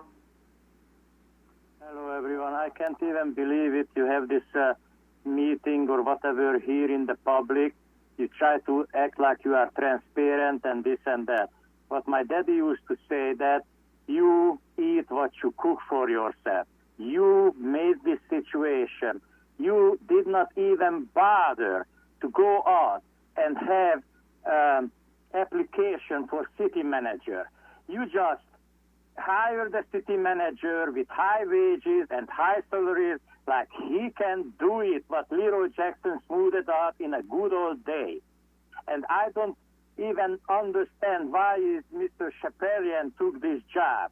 But you did not even look for a better manager or any other option. You are promoting yourself from within, from inside, hiring people's pretty... Mayor, the caller was disconnected because their time was up, and there are no more callers for this item in queue. Thank you. Well, thank you. Council, we have a question based upon that telephone call. Councilmember Chen. Actually, I had some more comments to make. I just want to see if the public had comments to trigger off information. But at least for clarification with respect to the comment just made, we actually did look for city managers, started looking, and then we made a selection of our current city manager. So we initiated the effort to go out and subsequently we decided that we had the right person here. Just want to make sure that it wasn't like we didn't, initiate that whole process. Let's go to page 57 for a second of the PowerPoint chart. Just want to make sure, because I know there's a lot of information, and I just want to go over a couple of points. On page 57, the line that's highlighted, that's unassigned, looks like the projection for 2022, 2023 is roughly 37.3 million. But I think I asked Ian earlier this afternoon about 3 years prior, maybe 2 years prior, if we're counting 2022, that number would have been the 581K. I just want to make sure that's clear. And that was, go ahead, Tricia. That's correct, Councilman Chen. So as of the end of fiscal 2020, that's that 581,000 figure you're referring to. And is that the same data when we had the last California State Auditor's output that says we're fourth from the bottom? That's correct. So that ranking was based on that year. Okay, so from that year it was 581K, and then the following year, that 581K became 22.6 million. Correct. And then at the end of June this year, we're still projecting 36.3 million. So I applaud the action that, most of us don't make the decision. The staff actually recommends action to get us on the positive curve. So I think the public sometimes don't know that we actually took action. We actually took action during very difficult circumstances. And I do understand that included in that is two $12 million ARPA. Would that be correct? That's correct. Roughly $24 million. Yes. Okay. So thank you very much for giving us a recommendation for action when action is required. The other one, I just want to go to page, since I received a lot of email today, page 67, the general fund, operating fund dash non-departmental. I think, and I just want to make sure that I'm consistent in, each time I ask for subsidies. I think, thank you for putting it there. I think I received a lot of comments from the folks in the TOCA about, shutting down the arts. I just want to make sure that my questioning of the 74.4K of cash donation every year, and I've questioned that in the past, really was, the principle of should the city be donating cash. I'm not referring to the in-kind donation we also provide. That was really my issue. It's really not a question of shutting down the arts in the city of Torrance. It was really bringing up, and I think last time we discussed this last year, I asked how much TOCA had in the bank, and I believe the executive director said they had like 94, 95K in the bank. And I said, if that's the case, we're all hurting. Can we bypass a year of 74K? And so I just want to make sure that's clear. A lot of people don't understand that what I'm asking is really a financial discipline question, not so much, and I think some people interpret that question as shutting down performing arts, and that would be the wrong interpretation. But I think each of these that we subsidize, when we're talking about budget, everything we subsidize, I think we need to look at it carefully. And that brings me up to the page following that, page 68. This is just a question that maybe we ought to consider where, I'm just going to take the very first top line that says adult sports programs. Revenues 470K and expenses 557K. When we see something like that, is there some kind of a fee adjustment we need to look at so that for these things we can at least break even so we're not subsidizing? Because, I'm thinking you go buy a ticket for something, we should at least try to break even. Otherwise, we're always going negative and more negative. In principle, Councilman Sheila Poisson, once again, yes, this is planned to be included as part of the upcoming fee study in the following year, so these programs will be reevaluated. When we do reevaluate the fees that are being charged, we also have to consider the participation rate and whether or not, how much of an increase, it's a little bit of a balancing act would then affect our participation. Sure, sure. I understand because, when I was thinking about, fees for programs, I immediately reflect back to the Super Bowl at SoFi Stadium earlier this year, I believe earlier this year, where, maybe a Super Bowl ticket, maybe I'm going to make up a number, $1,000. And I'm sure that, SoFi did not say we're going to charge $800. I asked Mayor Butts, can the city subsidize, $200 per ticket to break even? I think as much as we can, we should at least do some kind of fee study and try to break even as much as we can. Especially if we're saying budget's tough, it should be sort of paid for event as opposed to everybody subsidizes the percentage of people who participates. Right, that'll be included as part of the upcoming fee study in the following year, as well as a comparison with other agencies and like classes, what they charge for like classes. Sure, thank you very much. Yeah, I want to add in there, because I've been through this before, and we've done this. A fee study is necessary to find out what the fees are.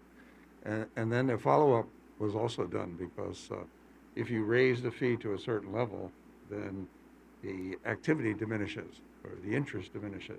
So you wind up, ironically, with even a bigger debt than you had at the beginning, because you have less participation. So if you drive down your participation by 25%, it doesn't matter if you raised your thing 20%, you're actually going to wind up more negative. And that's one of the things we will be looking at when we look at the fee study. And then we always look at our surrounding communities, because if they have a dance program in Redondo Beach and one in Hermosa Beach and one in Carson, we have to be in the marketplace. We have to be in that part. And a thing that we're looking at on these is really difficult because we're coming out of the pandemic. I dare say, and I don't know the numbers directly, but I'm sure that each one of these programs has less participation than they did prior to 2020.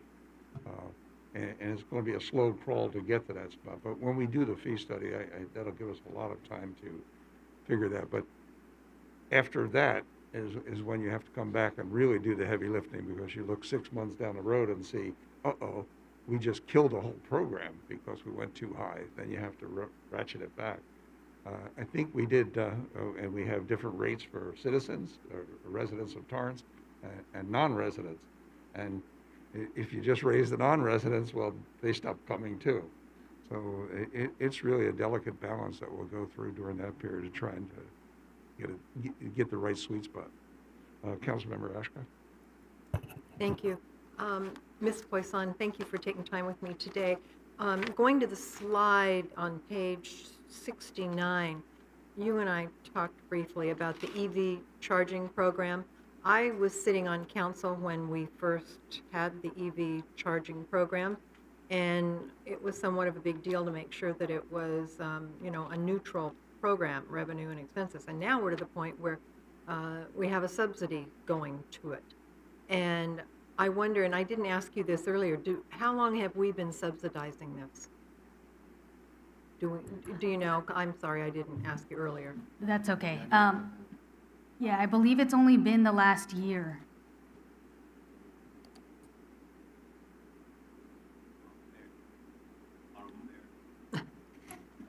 One more, there we go. Honorable Mayor, members of the City Council, Danny Santana. Councilwoman Ashcraft, you are correct. At initiation, one of the primary concerns of council at the time was ensuring that it was net neutral to cost.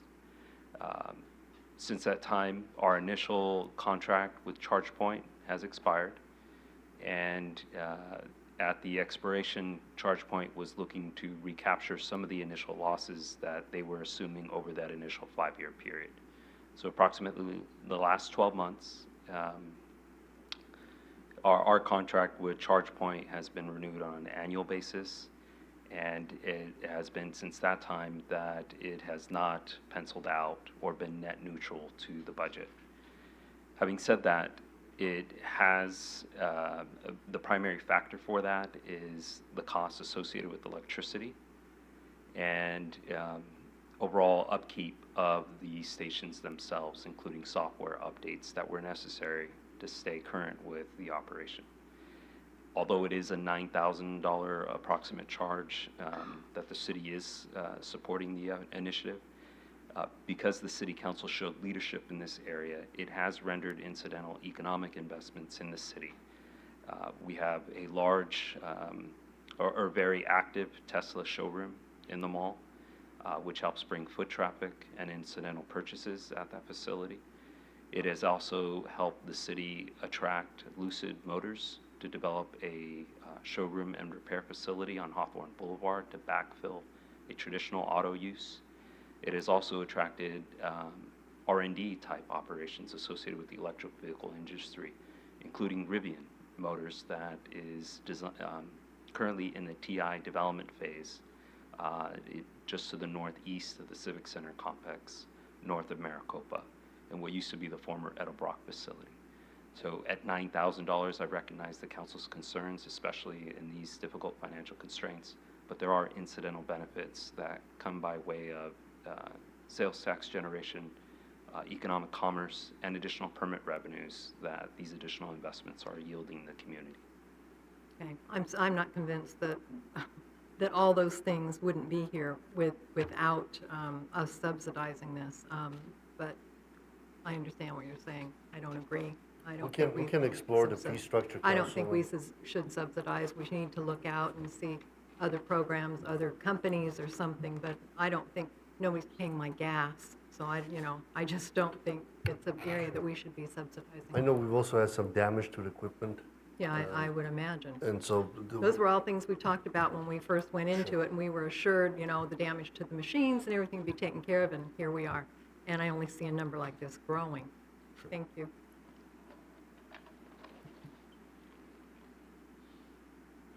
Any other questions?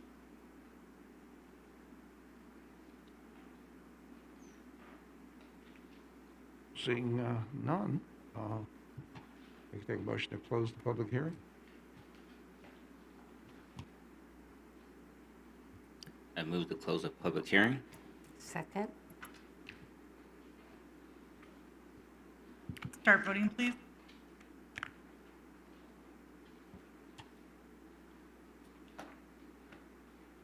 Your Honor, that motion carried unanimously.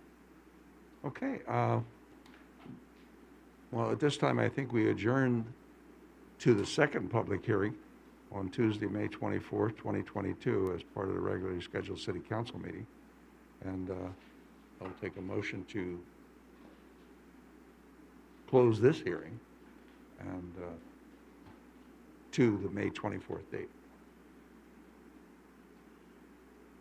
Motion to close the public hearing to the May 24th date.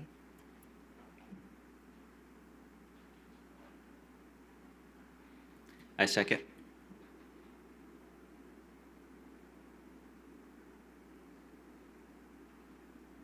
Start voting, please. Your Honor, that motion carried unanimously.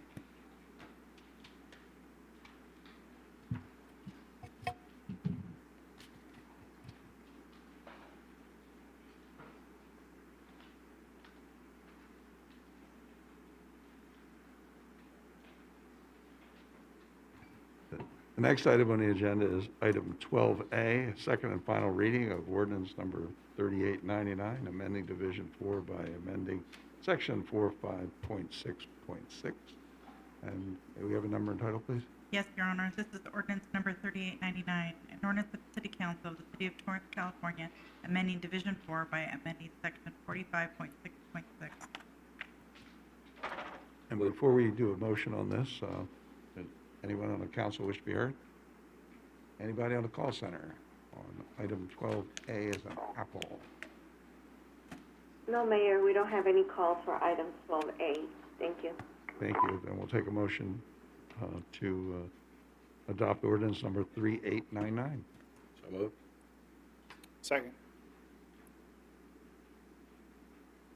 Start voting, please.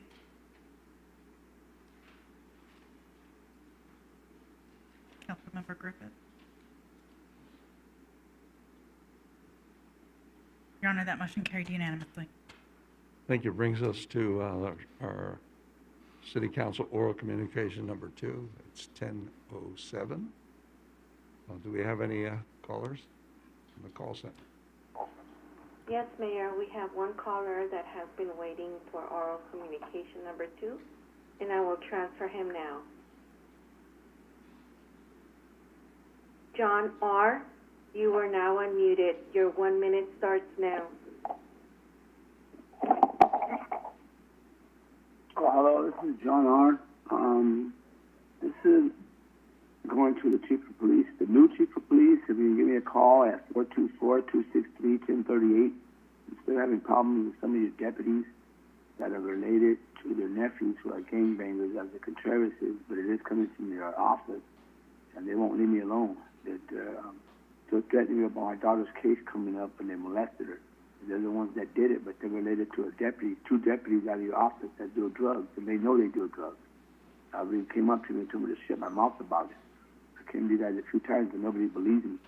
I know you're Jermaine Hart. I used to live across the street from your son, Adam. They closed that place down, so I got out of there. But they attacked me in the street every twice since I left from there. So I'm kind of hiding from everybody so they don't know my whereabouts. But thank you.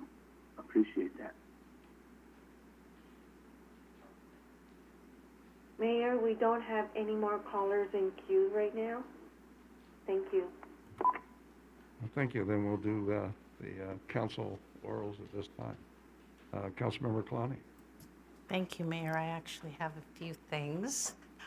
First, I just want to recognize the hard work that the staff has done on the proposed budget and capital improvement plan. And thank you to everyone that's agreed to meet with me early in the morning so I can get to my employment on time. I really appreciate you answering all of my questions and taking the time to meet with me. I also wanted to take a moment to publicly thank staff once again and the residents of the Pueblo community for a very beneficial meeting that we had last week. I look forward to continuing those type of meetings throughout the district that I have the honor of serving in moving forward, with the goal of reaching out to the community and continuing an open forum of communication and teamwork.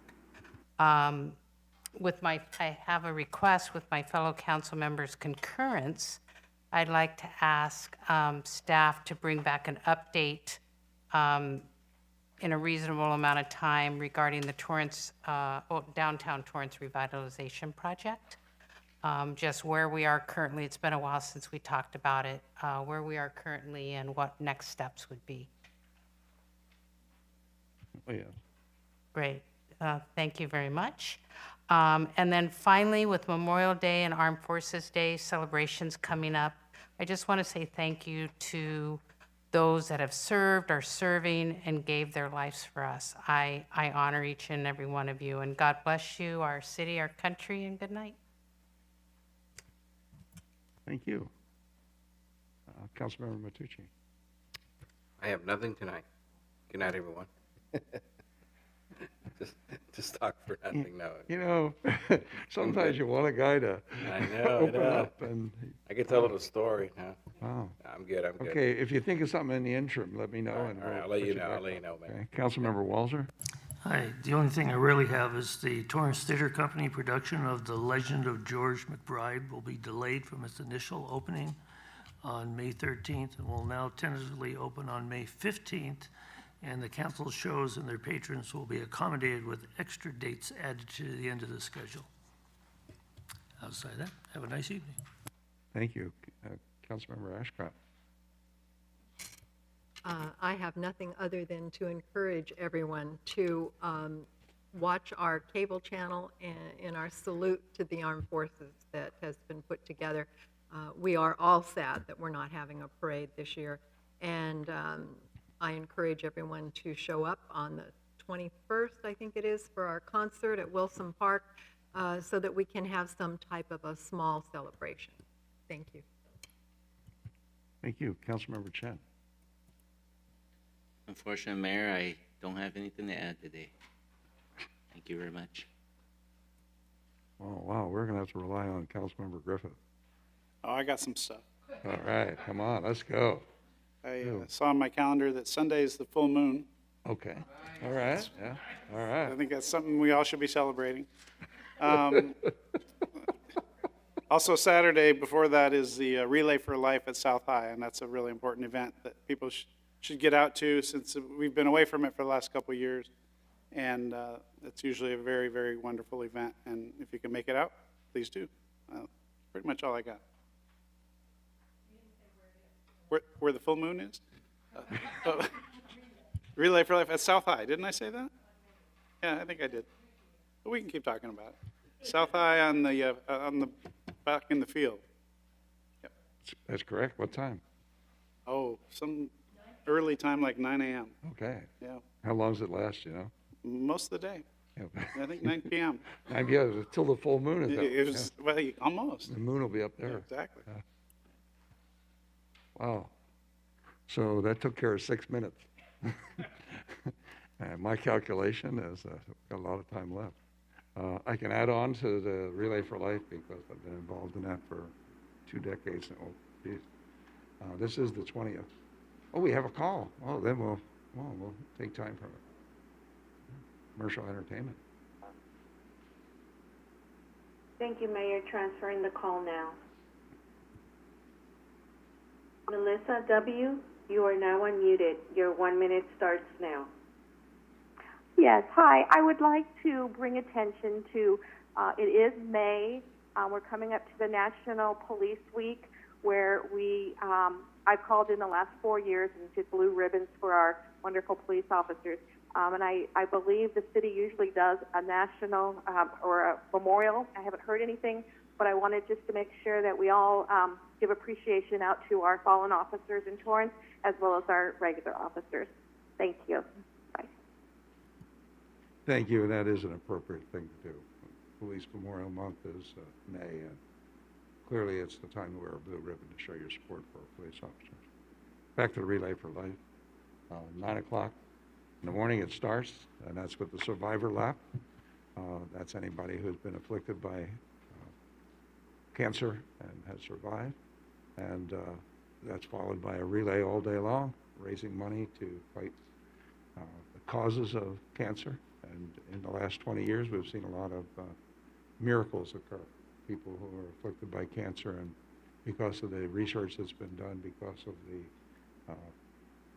funds that are raised through Relay for Life and other American Cancer Society ways, we've been able to eliminate a number of the fatalities of cancer. I'm really proud of that. And one of the best ceremonies is after the lights go out, and they have luminaria ceremonies where people purchase a memorial or a congratulations to somebody. That is probably one of the most moving ceremonies you'll ever see, when you walk around the track and see all of the names and the faces and the people. And it's truly a great ceremony. And I understand there's somebody we all know is going to be the featured speaker at 9 o'clock, luminaria. And I can tell who it is. It's Bob Brandt, one of the owners of the Red Car Brewery, who is a cancer survivor for leukemia. And he's going to give his story as part of that. And it's always a moving, compelling story, because you hear from the families and the friends and the caretakers. And it's very, very emotional. And it's an opportunity to raise money to fight that dreaded disease. I keep hoping that one day we'll never have to have a relay, and then we can celebrate it even more. What else? Oh, Education Foundation on the 20th. 20th, yeah. They're having their gala, and Mayor Furio has 1 ticket left. And I understood when the tickets were given to me, I was given to me the package of winners. So anybody who's purchased it from me really has a much better chance. Less than 3,500 tickets will be sold. They're $40 each. 1 in 35 chance if you buy a ticket. If you buy 2 tickets, obviously it's one and what's half of that, $17.50?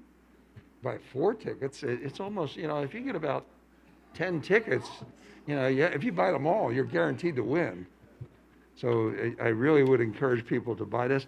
It's $40, and 20 of that dollars goes back directly to the school of your choice, so you can annotate the sub on there. And it's been a great fundraiser, not just for the Torrance Education Foundation, but for all the schools in Torrance. So I really hope people will support that and come to the dinner.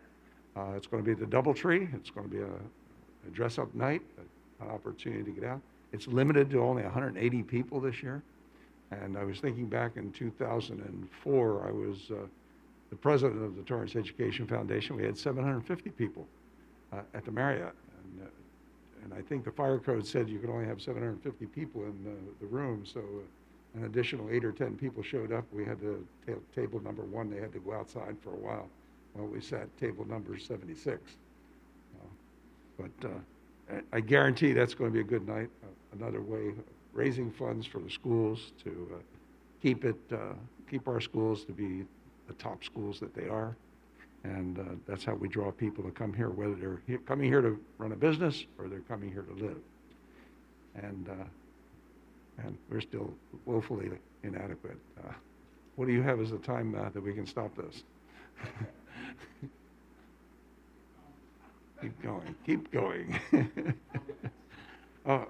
You talked about Torrance Theater Company, and it's too bad they're going to be delayed. Apparently, there was a COVID. One of the actors contracted COVID, and fortunately, nobody else in the staff or on the actors has contracted it. So hopefully, they nipped it in the bud. And I did mention about me wearing a mask, and this is, I think it's a personal decision. But as I said, I was with 15,000 people at the forum. I obviously did not know where all those 15,000 people had been. And just as a cautionary thing, I did test, and I tested negative. So I know I don't have it, but I still thought it was important because this is still within that period of time, 3 days or 5 days that you can show signs. So now we're getting closer. So I think I can get you to my last part here. No, there's no further calls yet? No? Well, I want to thank everybody who tuned in for your active participation, whether you called in or you sent us an email letting us know. Your staying informed is most important to myself and my colleagues on the council. Your input helps to shape our community. I encourage people, next week will be our last, hopefully, hearing on the budget, and we want you to call in, let us know what's important to you. Knowing that we're doing some really tough work here, this is called surgical cuts. And I mentioned to my colleagues many times that the most difficult ones are the small numbers. You'll see, as hard as it is to say we're going to eliminate 44 full-time positions or 8 full-time positions, that's through an agreement. Staff has looked at it and came up with a way of methodology to balancing the budget. But when you come up with the $3,000 or $4,000 or $6,000 line item, it's really difficult to parse those out because they mean so much to so many different people. And the quality of life that we have in our community is based upon the services that we provide. And it's not just the first responders. It's not just making the streets nice and clean. It's the things we do for our seniors. It's the things we do for our children. It's the things we do for everybody else that they enjoy living here. So you can support all of these local organizations, like we mentioned, the Education Foundation, the Torrance Theater Company, Relay for Life, or how about like the Torrance Rose Float Association, as they host a restaurant for roses. These are scheduled twice monthly at different restaurants throughout the city. And the next one takes place at BJ's Restaurant in the Del Amo Fashion Center. And you can order a meal online and enter the code May021. And 20% of your food and soft drink beverages sales will be donated back to the organization. So 20% of your entire check. That's really pretty cool. And that's tomorrow.